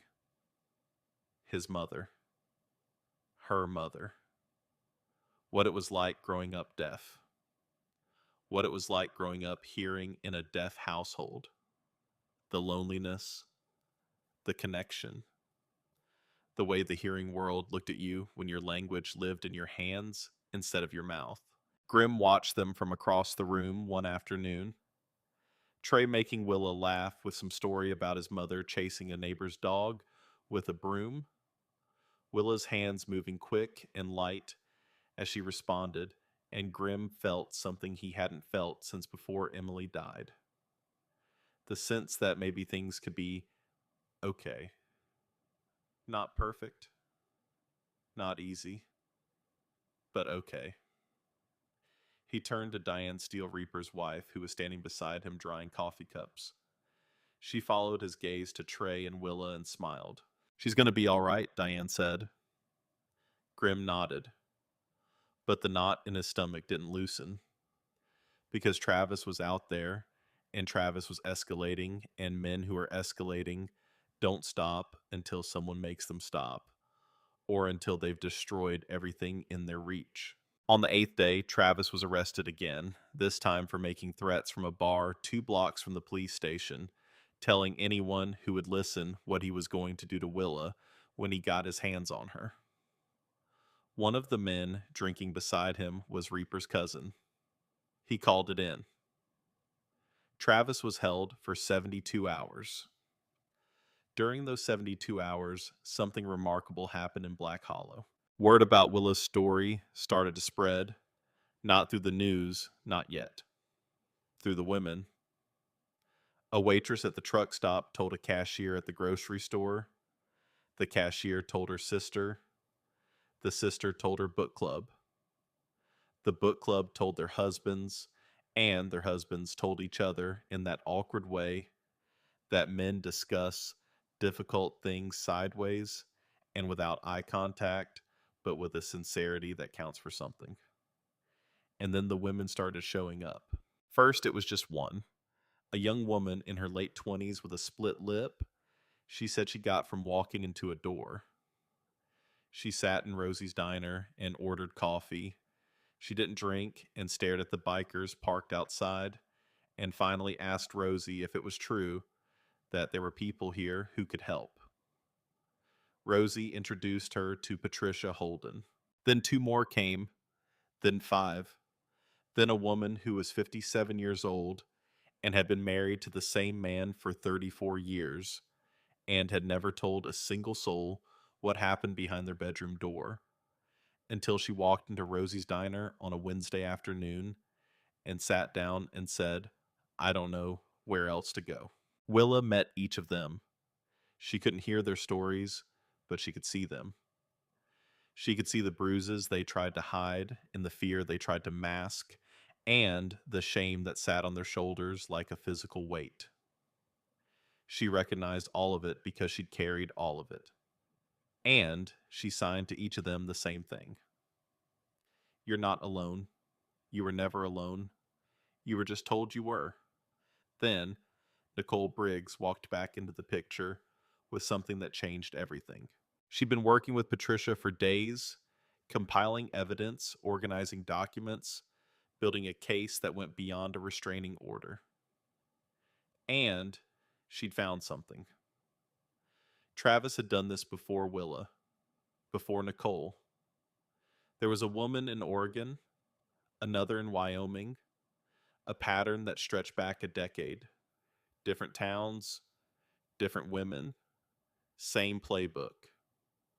Charm, isolate, control, destroy, move on. The woman in Oregon had filed charges. They were dropped when she refused to testify. The woman in Wyoming had disappeared entirely, moved to another state, changed her name, vanished into the kind of anonymity that only comes from absolute terror. Nicole laid the documents on the table in front of Grim and Patricia. 3 women, she said, that we know of. There could be more. There could be. Patricia picked up the files. This changes the prosecution. This isn't a domestic dispute anymore. This is a pattern of predatory behavior. If we can get the Oregon woman to testify. I already found her, Nicole said. Her name is Brooke. She's willing to talk. Grim looked at Nicole with something approaching awe. You did all this yourself. Nicole's expression was hard. I had 3 years to think about what I'd do if I ever got the chance to stop him. She paused. He picks women who can't fight back. Women who are alone. Women the system has already failed. And then he makes sure they stay alone so nobody ever finds out. Her jaw tightened. Well, somebody found out. On the 10th day, Travis got out on bail. And this time, he didn't circle the shelter. He didn't spray paint the diner. He didn't sit in a bar running his mouth. He went to Rosie's house, not to the diner, to Rosie's home. A small farmhouse 3 miles outside of town where Rosie had lived alone since her husband died in 2014. He showed up at 9 at night, knocked on her door politely, and when she opened it, he smiled. Evening, Rosie. Rosie's blood went cold. I just want to talk, Travis said. About Willa, about all this misunderstanding. You need to leave, Rosie said. Her hand was already reaching for the phone in her apron pocket. I will, Travis said pleasantly. I just want you to give Willa a message for me. Rosie didn't answer. Tell her I miss her, Travis said. Tell her the apartment is empty without her. Tell her I've been thinking about all the mistakes I've made and I want to make things right. His smile didn't change. And tell her that if she doesn't drop this restraining order and come home by Friday, I'm going to make sure everyone she cares about understands what it feels like to lose something they love. He turned and walked back to his truck and drove away. Rosie called Grim before she called the police. Her voice was steady, but her hands were shaking so badly she could barely hold the phone. He's not making threats, Rosie said. He's making promises. And I believe him. Grim believed him too. He'd seen the progression. The texts, the stalking, the vandalism, the threats in bars, the visit to Rosie's home. Each step a little bolder. Each step a little more unhinged. Travis was testing boundaries, pushing limits, building towards something that Grim could feel coming, the way you feel thunder before you hear it. He called every Iron Saints chapter within 300 miles. Get here, he said. All of you. Now. Over the next 48 hours, bikers poured into Black Hollow from across the Mountain West. Montana chapters, Idaho chapters, Wyoming, and Colorado. Even a group from Oregon who had heard the story and rode 12 hours straight to be there. By Thursday night, there were over 100 motorcycles in Black Hollow. The town looked like it was under occupation, and in a way, it was. But this was an occupation of protection, not aggression. Bikers stood guard outside Rosie's house, outside the shelter, outside the diner, outside the courthouse. Everywhere Travis might go looking for revenge. The town didn't know what to make of it at first. But then people started bringing coffee to the bikers standing watch. An old man who ran the hardware store brought blankets when the night temperature dropped. A woman from the church brought sandwiches. A teenager asked Reaper for a photo and posted it online with the caption, "These men are here because one woman was brave enough to say she needed help." But Travis saw it differently. Travis saw an army between him and what he believed was rightfully his. And on Friday morning, when Willa did not come home, when the restraining order was not dropped, when his deadline passed without a whisper of compliance, Travis made the decision that men like Travis always eventually make. He decided that if he couldn't have her, he would burn everything around her until there was nothing left. Friday night, 11:30. Rosie was closing the diner alone because she'd sent her 2 evening cooks home early, and the biker, who was supposed to be stationed at the back door, had stepped away to use the restroom. The window shattered inward. Glass exploded across the counter, across the booths, across the floor that Rosie had mopped not 10 minutes ago. A figure climbed through the broken window, and Rosie turned from behind the register and found herself face to face with Travis Keller. He had a crowbar in one hand and a roll of duct tape in the other, and a look in his eyes that Rosie had seen once before on the face of a dog that had gone rabid in her neighbor's yard when she was 12. That look, that nothing left to lose look. "Where is she?" Travis said. "You need to leave," Rosie said. Her voice didn't shake. 73 years old, 5'2", standing alone in a diner full of broken glass, with a madman between her and the door, and her voice did not shake. Travis swung the crowbar. It hit the coffee machine and sent it crashing off the counter, shattering against the wall. Rosie flinched, but held her ground. "I asked you a question," Travis said. "I don't know where she is.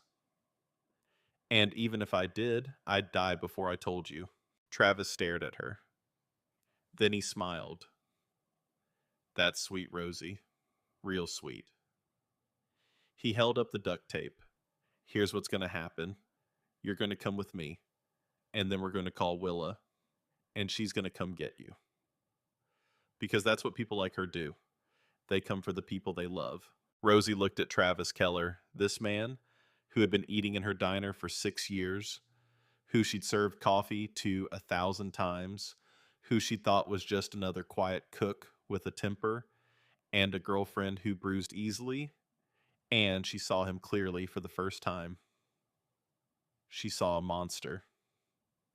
The biker came back from the restroom and found the broken window and Rosie gone. He called Grim in 30 seconds flat. Within minutes, the clubhouse was a war room. Grim stood at the center phone in hand, his face carved from stone. "He's got Rosie," Grim said to the room. "Nobody knows where." 20 minutes later, Willa's phone buzzed. A video message from an unknown number. She opened it, and her blood turned to ice. Rosie tied to a chair, duct tape over her mouth. Behind her, a cabin wall, wood panels, a window showing trees and darkness. Travis's voice off camera saying, "You've got until 6 a.m. Come alone. No bikers, no cops. Or the old lady doesn't see morning." But that's not what made Willa's heart stop. Rosie's eyes were locked on the camera, and her lips were moving behind the duct tape, pressing against the adhesive, forming words that the tape muffled into silence. Anyone else would have seen an old woman struggling, Anyone else would have seen panic. Willa saw language. She watched the video 7 times, 8, 9. She zoomed in on Rosie's mouth, on the shapes her lips made, beneath the tape on the words that Rosie was trying desperately to form, knowing that Willa was the only person on earth who would think to look for them. Copper, Falls, Old, Cabin. Rosie was telling her where she was. Rosie was using the one skill that connected them, the skill that Travis had tried to use as a weapon, but that was now being used against him to send a message that only a lip reader could decode. Willa turned to Grim, her hands moving fast. I know where she is. Copper Falls, the old hunting cabin. Rosie told me. How? Grim asked. Willa's hands shaped the answer with a fierce precision that made every biker in the room lean forward. She spoke to me. Through the tape, she moved her lips, and I read them. Because that's what I do. I read what the rest of the world can't hear. The room was silent for 3 full seconds. Then Grim grabbed his keys. Reaper. Get everyone. We ride now. Willa stepped forward. I'm coming. Absolutely not. I know that cabin. I know the back roads. Travis took me there once. There's a logging trail that cuts the drive in half. It's too dangerous. Rosie is there because of me, Willa signed, and her hands were not shaking anymore. They were steady and strong and certain. You saved me. Now let me save her. Now, Grim looked at her. This woman who a week ago couldn't make eye contact without flinching, who apologized for existing, who lived in a prison built of stolen words and twisted signs. This woman who had spoken out loud in a courtroom, who had taught 20 bikers to say you safe in her language, who had just read the lips of a gagged woman through a grainy video on a phone screen and decoded a location that nobody else in the world could have found. He looked at her and he didn't see a victim. He saw his sister the way Emily should have been. Fierce. Unbroken. Ready. Let's ride, Grim said. 50 engines roared to life in the October darkness. And Willa Mercer climbed onto the back of Trey Dixon's motorcycle, wrapped her arms around his waist, and rode into the night toward the woman who had fed her and sheltered her and mouthed words through duct tape because she believed in a deaf girl's eyes more than she feared a madman's hands. The mountains swallowed them whole. And somewhere ahead, in a cabin in the woods, Rosie Gallagher sat tied to a chair and prayed that the girl who couldn't hear was listening. The logging trail was barely a trail at all, more like a scar in the earth. 2 ruts carved by trucks that hadn't driven this way in years, overgrown with scrub brush and loose rock, and the kind of darkness that swallows headlights whole. The bikes bounced and slid on the uneven ground, engines growling, low riders, leaning hard into turns they couldn't see coming. Willa held on to Trey's waist and felt the vibration of the motorcycle through her entire body. She couldn't hear the engines, couldn't hear the wind, couldn't hear the branches scraping against the bikes as they pushed through the overgrowth. But she could feel all of it, every bump, every shift in balance, every surge of acceleration, and she held on tighter. 12 minutes. That's what she told Grim. 12 minutes on the logging trail instead of 40 on the main road. She knew because Travis had brought her here once early in the relationship, back when he still pretended to be someone worth loving. They'd driven out to the cabin on a summer afternoon, and he'd been charming and funny, and she thought this is what happiness feels like. She didn't know yet that he was already mapping escape routes, already calculating how far from town he could take her before anyone would notice she was gone. The cabin came into view through the trees like a wound in the landscape. Small wooden half rotted, the kind of structure that had been built 50 years ago for hunters who didn't care about comfort and had been slowly surrendering to the forest ever since. One window faced east, one faced south. The door was on the north side, and there was no back exit. But there was smoke, thin gray smoke curling up from under the door, illuminated by the faint glow of light from inside. Not a fire yet. Something smoldering. Something waiting to become a fire. Grim held up his fist, and the convoy stopped. Engines cut. Silence. Real silence. The kind Willa lived in every day. The kind that the hearing world never truly experiences, because there's always something: a bird, a breeze, the hum of electricity in the walls. But out here in the Montana wilderness at 3 in the morning, the silence was total. And for once, Willa wasn't the only one standing in it. Grim signed to her in the moonlight, his movements careful. What do you see? Willa studied the cabin. One light inside. South window. The smoke is coming from under the door. She paused. He started something burning. If we wait too long, the whole cabin goes. Grim turned to Reaper and spoke in a whisper that Willa couldn't hear, but didn't need to. She watched Reaper nod, watched 4 bikers peel off to circle around to the far side, watched 2 more move toward the tree line on the left. They were surrounding the cabin, cutting off escape routes, boxing Travis in. Trey touched Willa's arm. She turned. He signed, "Stay behind me, no matter what." Willa nodded, but her eyes were on the cabin. Rosie was in there. Rosie, who had given her a job when nobody else would hire the deaf girl. Rosie, who had found her phone in Travis's drawer. Rosie, who had mouthed words through duct tape because she trusted Willa's eyes more than she feared the darkness. Grim moved first. He crossed the clearing in long strides, crowbar in hand, heading straight for the door. Reaper flanked him on the right. 2 bikers covered the windows. The rest formed a perimeter that nothing was getting through. The door was locked. Grim didn't knock. He jammed the crowbar into the frame and pulled. The wood splintered. The door burst inward. Smoke rolled out like a living thing, gray and thick and choking. Inside the cabin was chaos.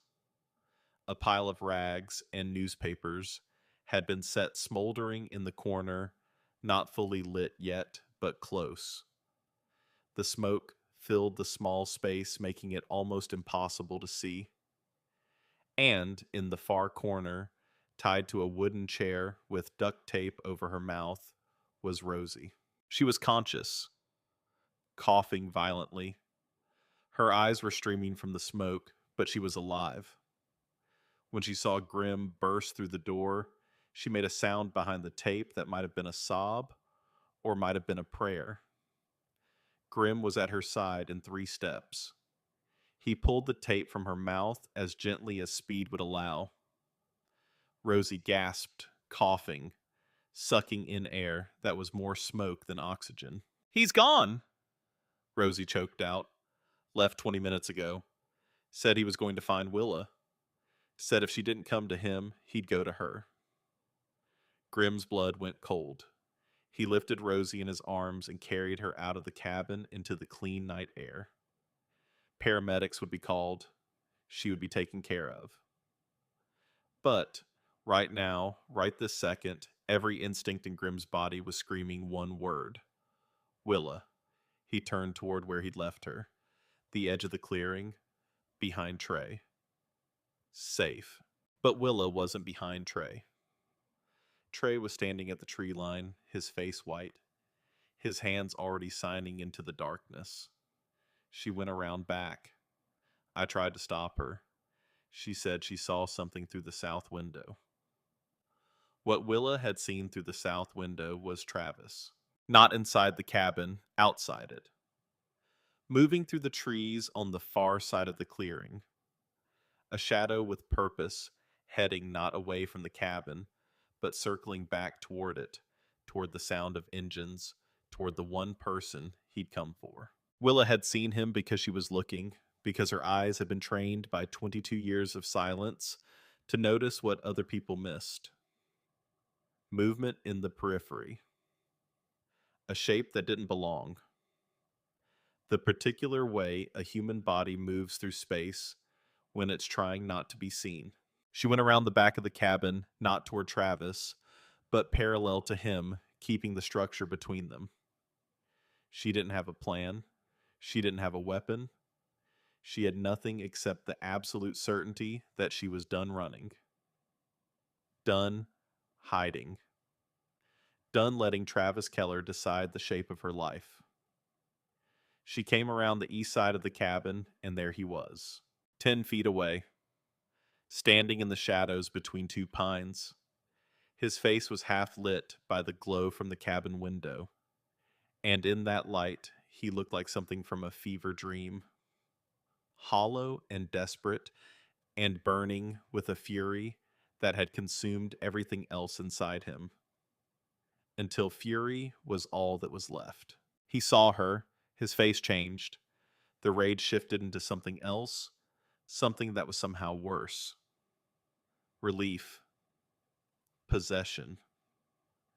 The look of a man who has been searching for something he believes is his and has finally found it.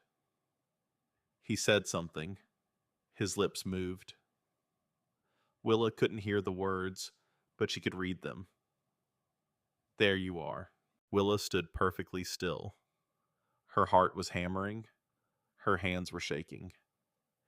Every survival instinct she had was telling her to run, to scream, to curl up and make herself small the way she'd done for 3 years. But she didn't. She planted her feet in the dirt, and she looked at Travis Keller, and she did not look away. Travis moved towards her. His hand reached out, not to hit her, to grab her, to take her arm the way he'd taken it 1,000 times. 4 fingers on the inside of the forearm, pulling her toward him, pulling her back into the orbit of his control. His fingers closed around her wrist. The same spot. The same grip. The bruise on top of the bruise on top of the bruise. And Willa looked at his hand on her skin, and the thing that had been bending for 3 years finally snapped. Not broke. Snapped. Like a branch that has been bent so far it doesn't splinter, it whips back. She looked up at Travis's face. He was talking.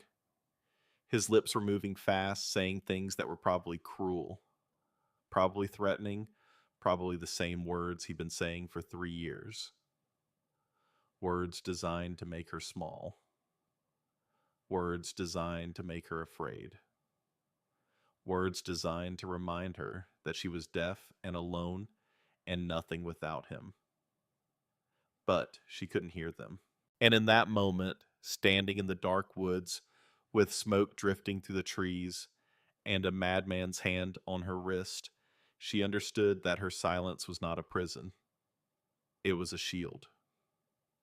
His words couldn't touch her. His voice had no power.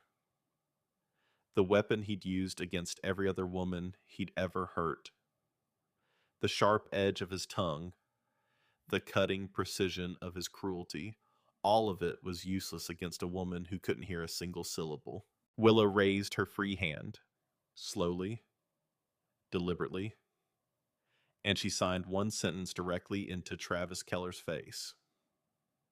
You have no power over me. Travis didn't understand ASL.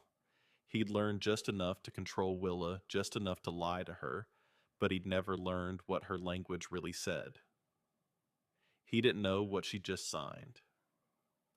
But he saw her eyes, and what he saw in them made him tighten his grip. Willa didn't pull away. She leaned in, and then she did something that required no language at all. She opened her mouth, and she screamed. The sound that came out of Willa Mercer was not beautiful. It was not the clear pitched cry of a woman in a movie. It was raw and broken and wrong in all the ways that a voice can be wrong when it has never been trained, never been practiced, never been used for anything except apologies, whispered so softly they barely counted as sound. It was ugly. It was primal. It tore itself out of her chest like something that had been caged for 22 years and was finally violently free. And it was loud. Loud enough to echo off the mountain, loud enough to cut through the smoke and the darkness and the trees, loud enough that Grim 50 yards away, searching the tree line with Reaper, heard it and knew exactly what it meant and started running. Travis recoiled. The sound startled him the way it startles you when something you thought was inanimate suddenly moves. He'd spent 3 years in a silent world with Willa, a world where she never raised her voice because she didn't have one, and the sudden eruption of sound from her throat was like a crack in reality. His grip loosened. Just for a second. Just enough. Willa bit him. She sank her teeth into the hand that was holding her wrist, with the desperate ferocity of an animal fighting for its life, and Travis howled and let go and stumbled backward. Willa ran. She ran toward the light, toward the sound of boots crashing through the underbrush, toward Grim and Reaper and Trey, and every biker who was already converging on the east side of the cabin. Travis recovered fast. He was bigger, stronger, faster. He lunged after her, closing the gap in 3 strides, his hand reaching for her shoulder. And then headlights exploded through the trees. A truck. A silver pickup engine, roaring tires, chewing through the underbrush, crashing into the clearing like a battering ram. It skidded to a stop between Travis and Willa Driver's door, already swinging open, and Nicole Briggs stepped out. She'd followed the convoy. Nobody had told her to come. Nobody had invited her. She'd been at the clubhouse when the call came in, and she'd walked to her truck and started driving, and hadn't stopped until she was here in the woods, standing between Travis Keller and the latest woman he tried to destroy. Travis froze. He stared at Nicole, his ex-wife, the first woman he'd broken, the one who got away. Nicole, he said, and there was something in his voice that was almost pathetic. Almost. Like a man caught doing something terrible who still thinks he can talk his way out of it. Nicole didn't say a word at first.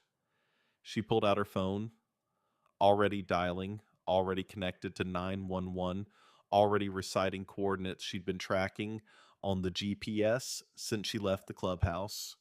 Then she looked at Travis and said the only thing that needed to be said. You picked the wrong women to silence. Travis ran. He turned and bolted into the trees, crashing through the underbrush like a wounded animal. But the bikers were already there. They'd circled the clearing while Nicole blocked his path, and when Travis burst through the tree line on the north side, he ran straight into Reaper and 4 Iron Saints, who were standing in a line that looked like a wall made of leather and bad intentions. Nobody touched him. They didn't have to. They just stood there, arms crossed, blocking every direction, while the sound of sirens grew louder in the distance. Travis spun in circles, looking for a gap, looking for an exit, looking for the kind of escape he'd always been able to find before. Because men like Travis always have an exit strategy, always have a backup plan, always have one more lie, one more manipulation, one more move. But not tonight. Tonight, every exit was closed. Every lie was exposed. Every move had been anticipated by people who cared more about one deaf girl and one old woman than Travis Keller had ever cared about anything in his miserable life.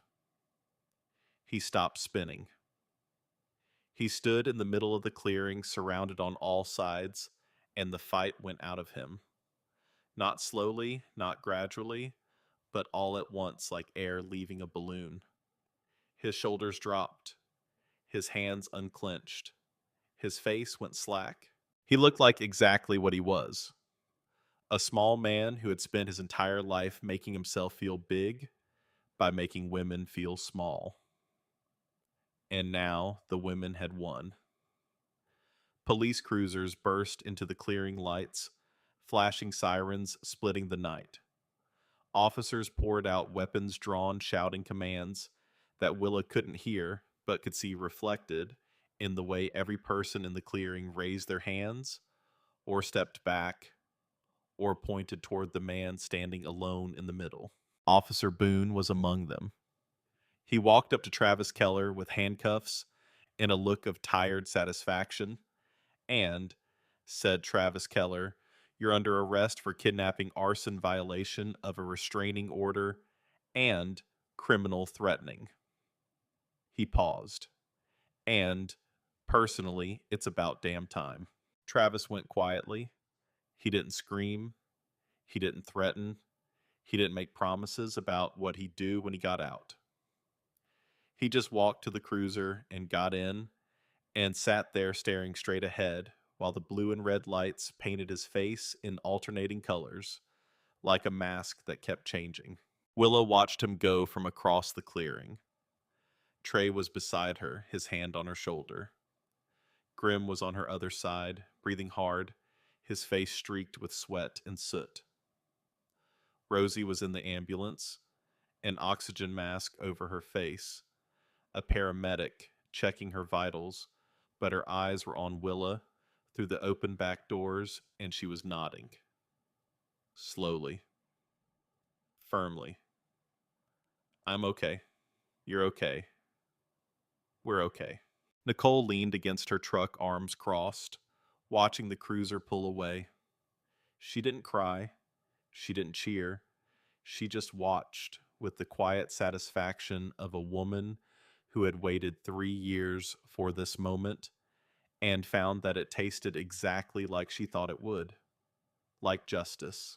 Willa looked down at her wrist, at the bruise that was already darkening where Travis had grabbed her for the last time. She touched it gently with her other hand. Then she pulled her sleeve down. Not out of shame, not to hide it, just because it was cold, and because the bruise didn't define her anymore.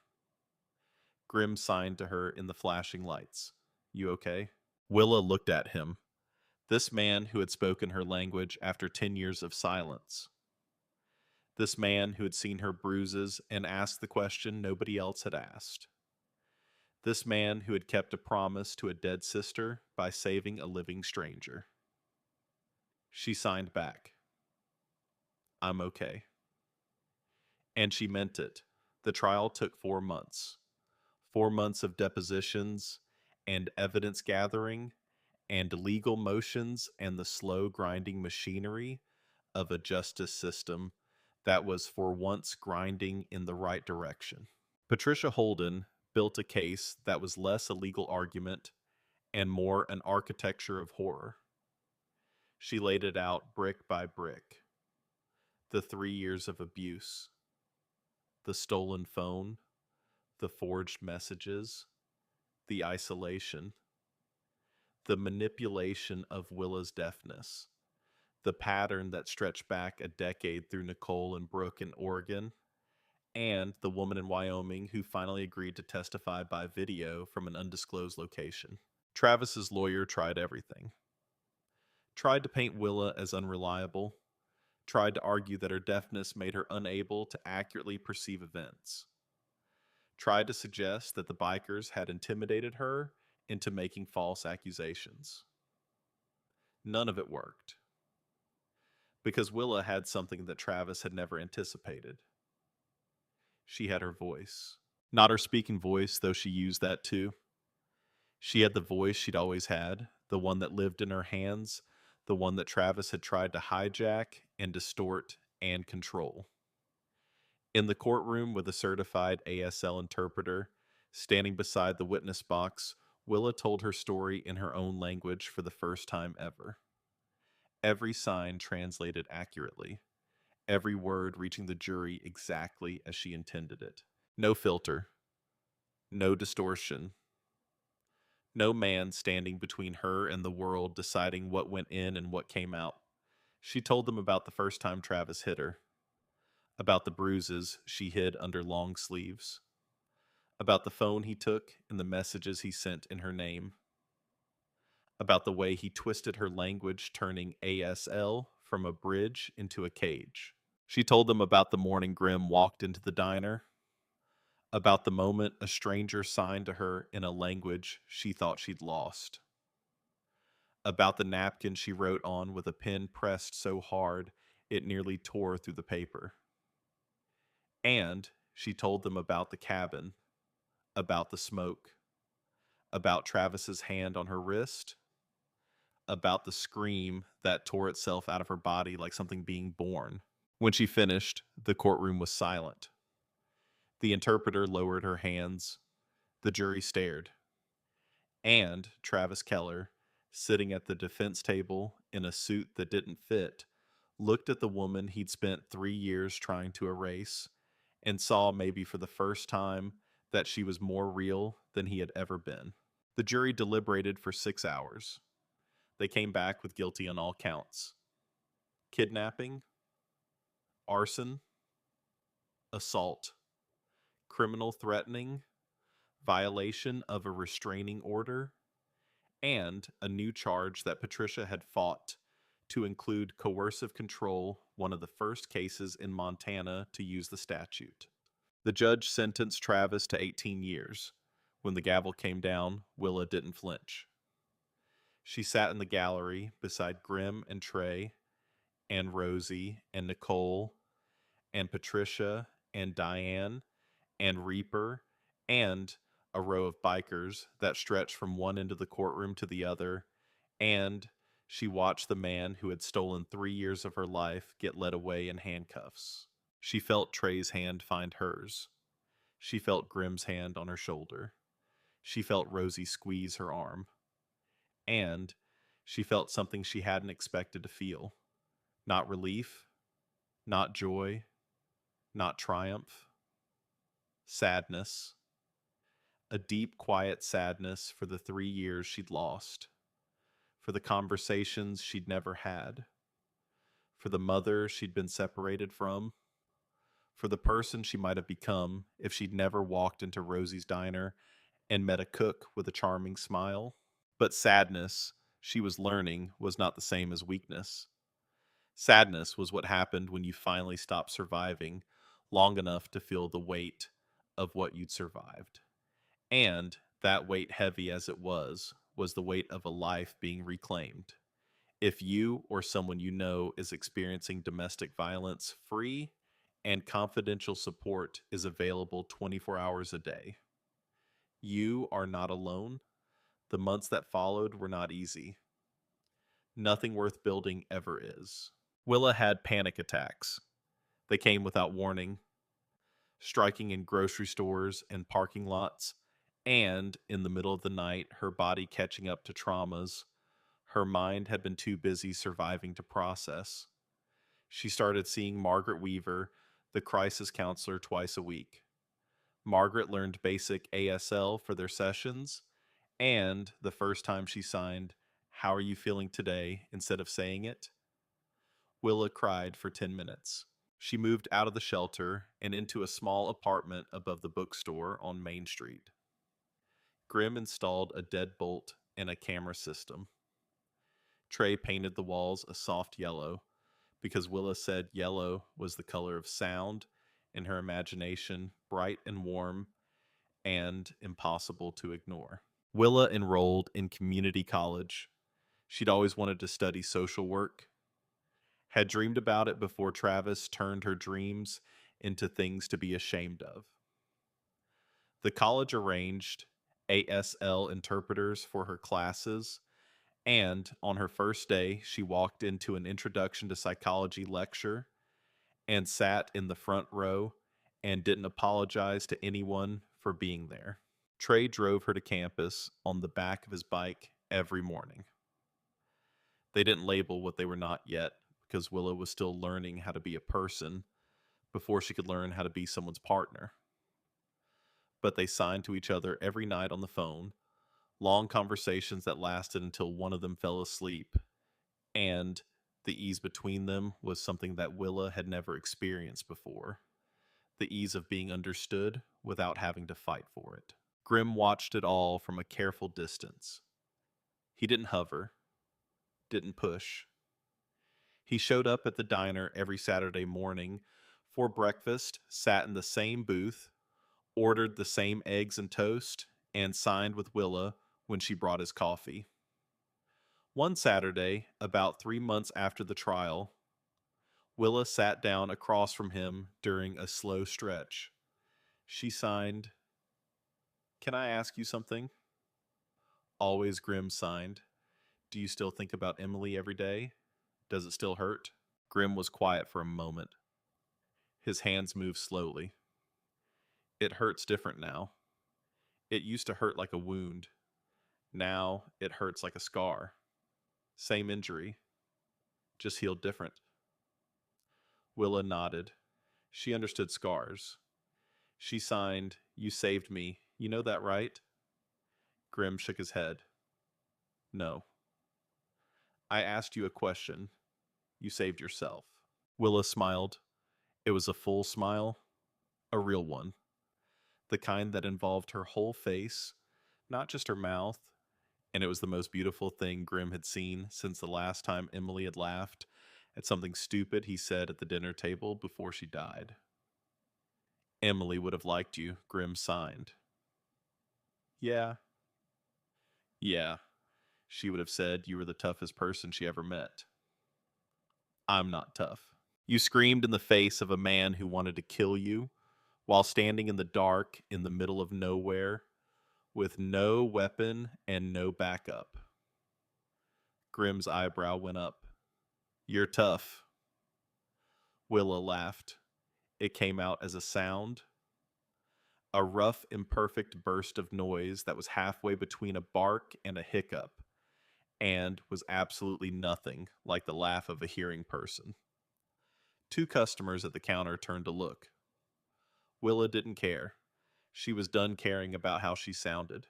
The idea came to her in the middle of the night, the way the best ideas do, arriving fully formed, like something that had been waiting in the dark for her to be ready to see it.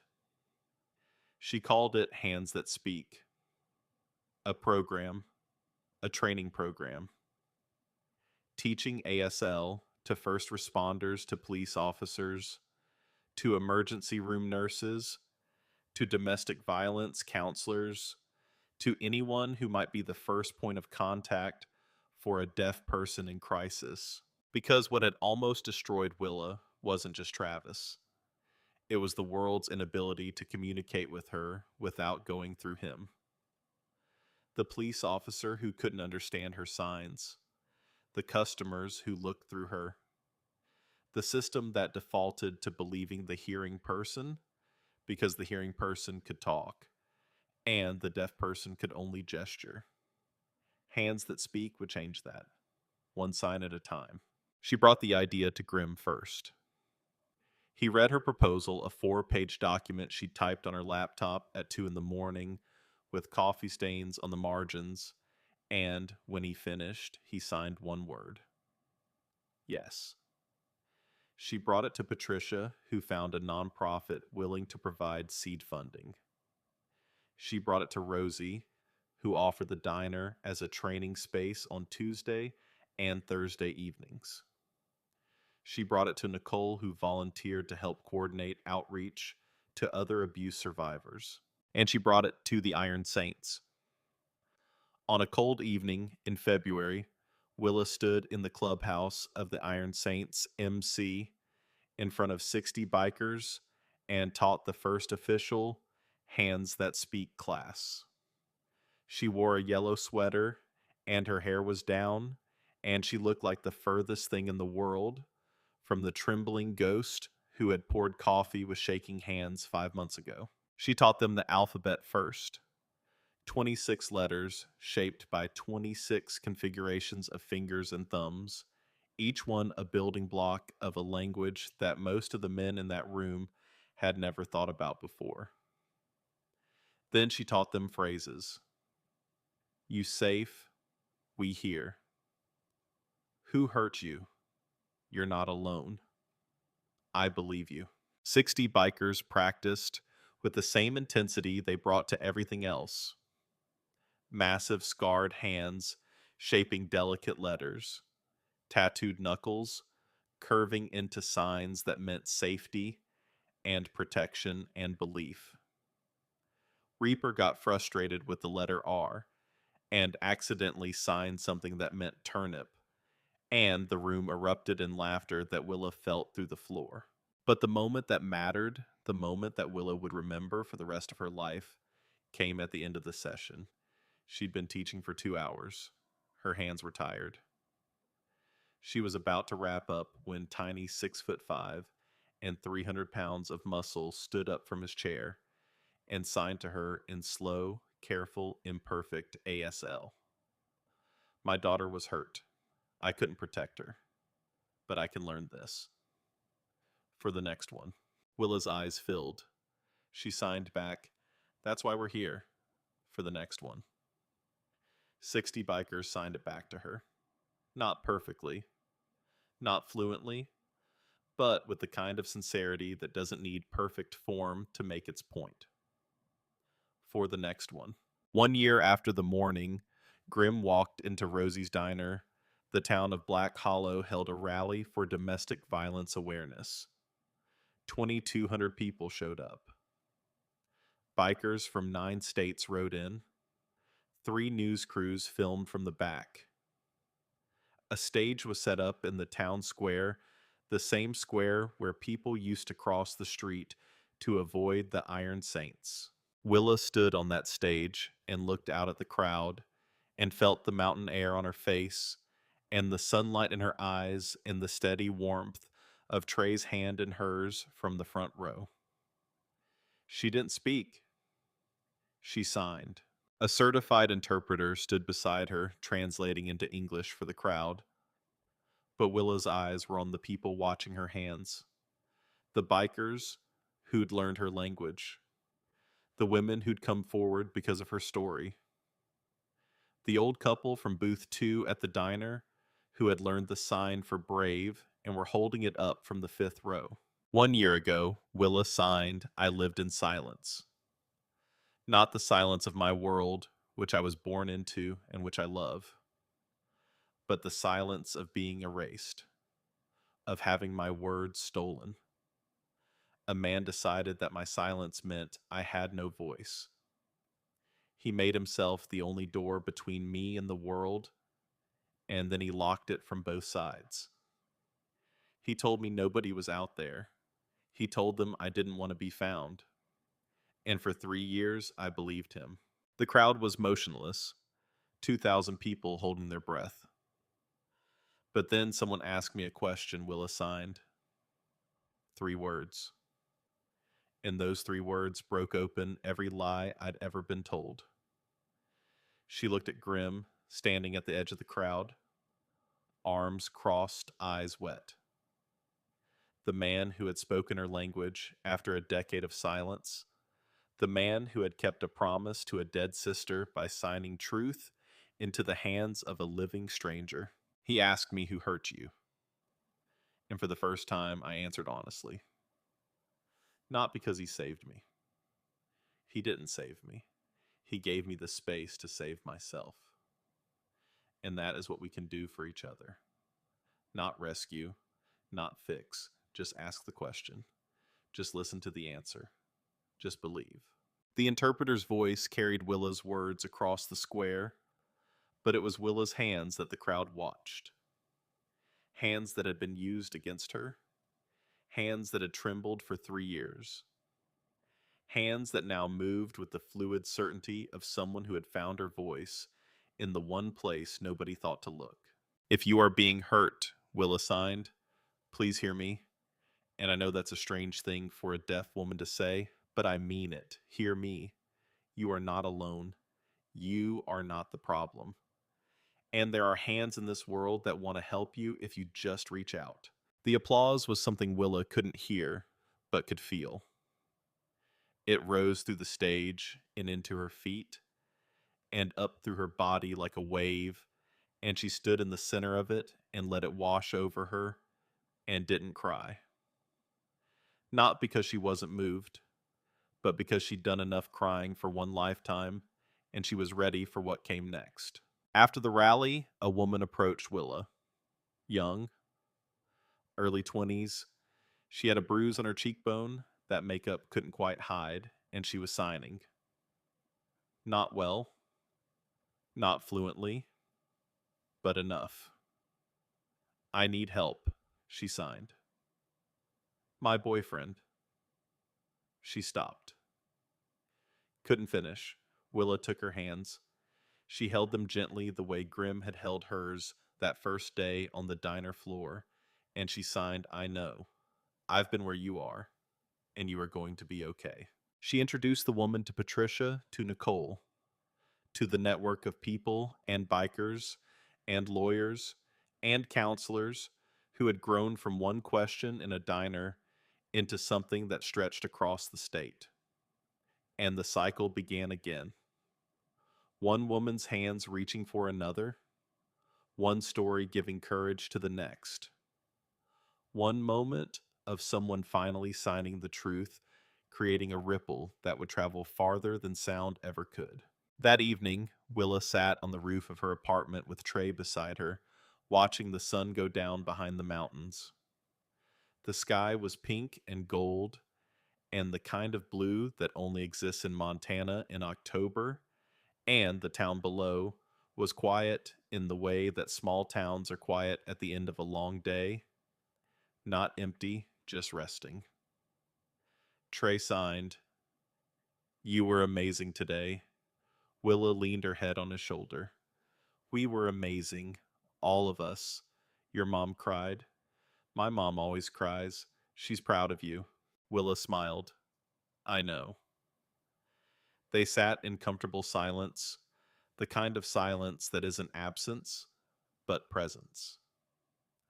Two people who didn't need sound to fill the space between them because the space between them was already full. Then Trey signed, My mom wants to meet you. Willa looked at him. Really? She said anyone who can teach 60 bikers sign language can handle Sunday dinner with her. Willa laughed. That rough, imperfect, beautiful sound that was hers and hers alone. Tell her I'd love to. Willa signed. Below them, Black Hollow settled into evening. Rosie's Diner was still open, new windows gleaming the neon sign, finally fixed, all 6 letters, burning bright against the coming dark. Inside the walls were covered with flyers for Hands That Speak. A poster by the register listed the ASL signs for Help Safe Believe and a phone number for the domestic violence hotline. Once a month, the Iron Saints filled every booth for a free community breakfast where survivors could come and eat and talk and know they weren't alone. Grim still showed up every Saturday. Same booth, same order, same quiet presence. He'd started teaching ASL classes at the Veterans Center on weekends, something he'd never told anyone about until Willa found out and showed up to help. He signed better now than he ever had. Better even than when Emily was alive, because the language had stopped being a ghost and become a gift again. Nicole Briggs became the outreach coordinator for Hands That Speak, traveling to police departments and hospitals across Montana to teach first responders how to communicate with deaf victims. She carried a folder with her everywhere she went, the same folder she'd brought to the clubhouse that first day, full of evidence and photographs and the recordings of a man who thought he was untouchable, and who she never let anyone forget what Travis had done. And she never let anyone forget that the women he tried to silence were the ones who brought him down. Patricia Holden took the coercive control statute that had helped convict Travis and pushed for it to be strengthened, advocating for language that specifically addressed the manipulation of disability as a tool of abuse. The bill was introduced to the state legislature 7 months after the trial. It was called Willa's Law. And Willa Mercer, the deaf girl from Black Hollow, who had once believed she was invisible, who had lived for 3 years in a prison built of stolen words, who had screamed in the darkness with a voice she'd been told was worthless. Willa Mercer kept asking the question. In shelters and courtrooms and community centers and diners, in sign language and written words, and the rough, imperfect sound of a voice that refused to be silent anymore. Who hurt you? 3 words, 3 signs, shaped by hands that had been broken and healed again until they were strong enough to hold the weight of someone else's pain. Because that's what Willa had learned in the years since a stranger walked into a diner and signed the truth into her trembling hands.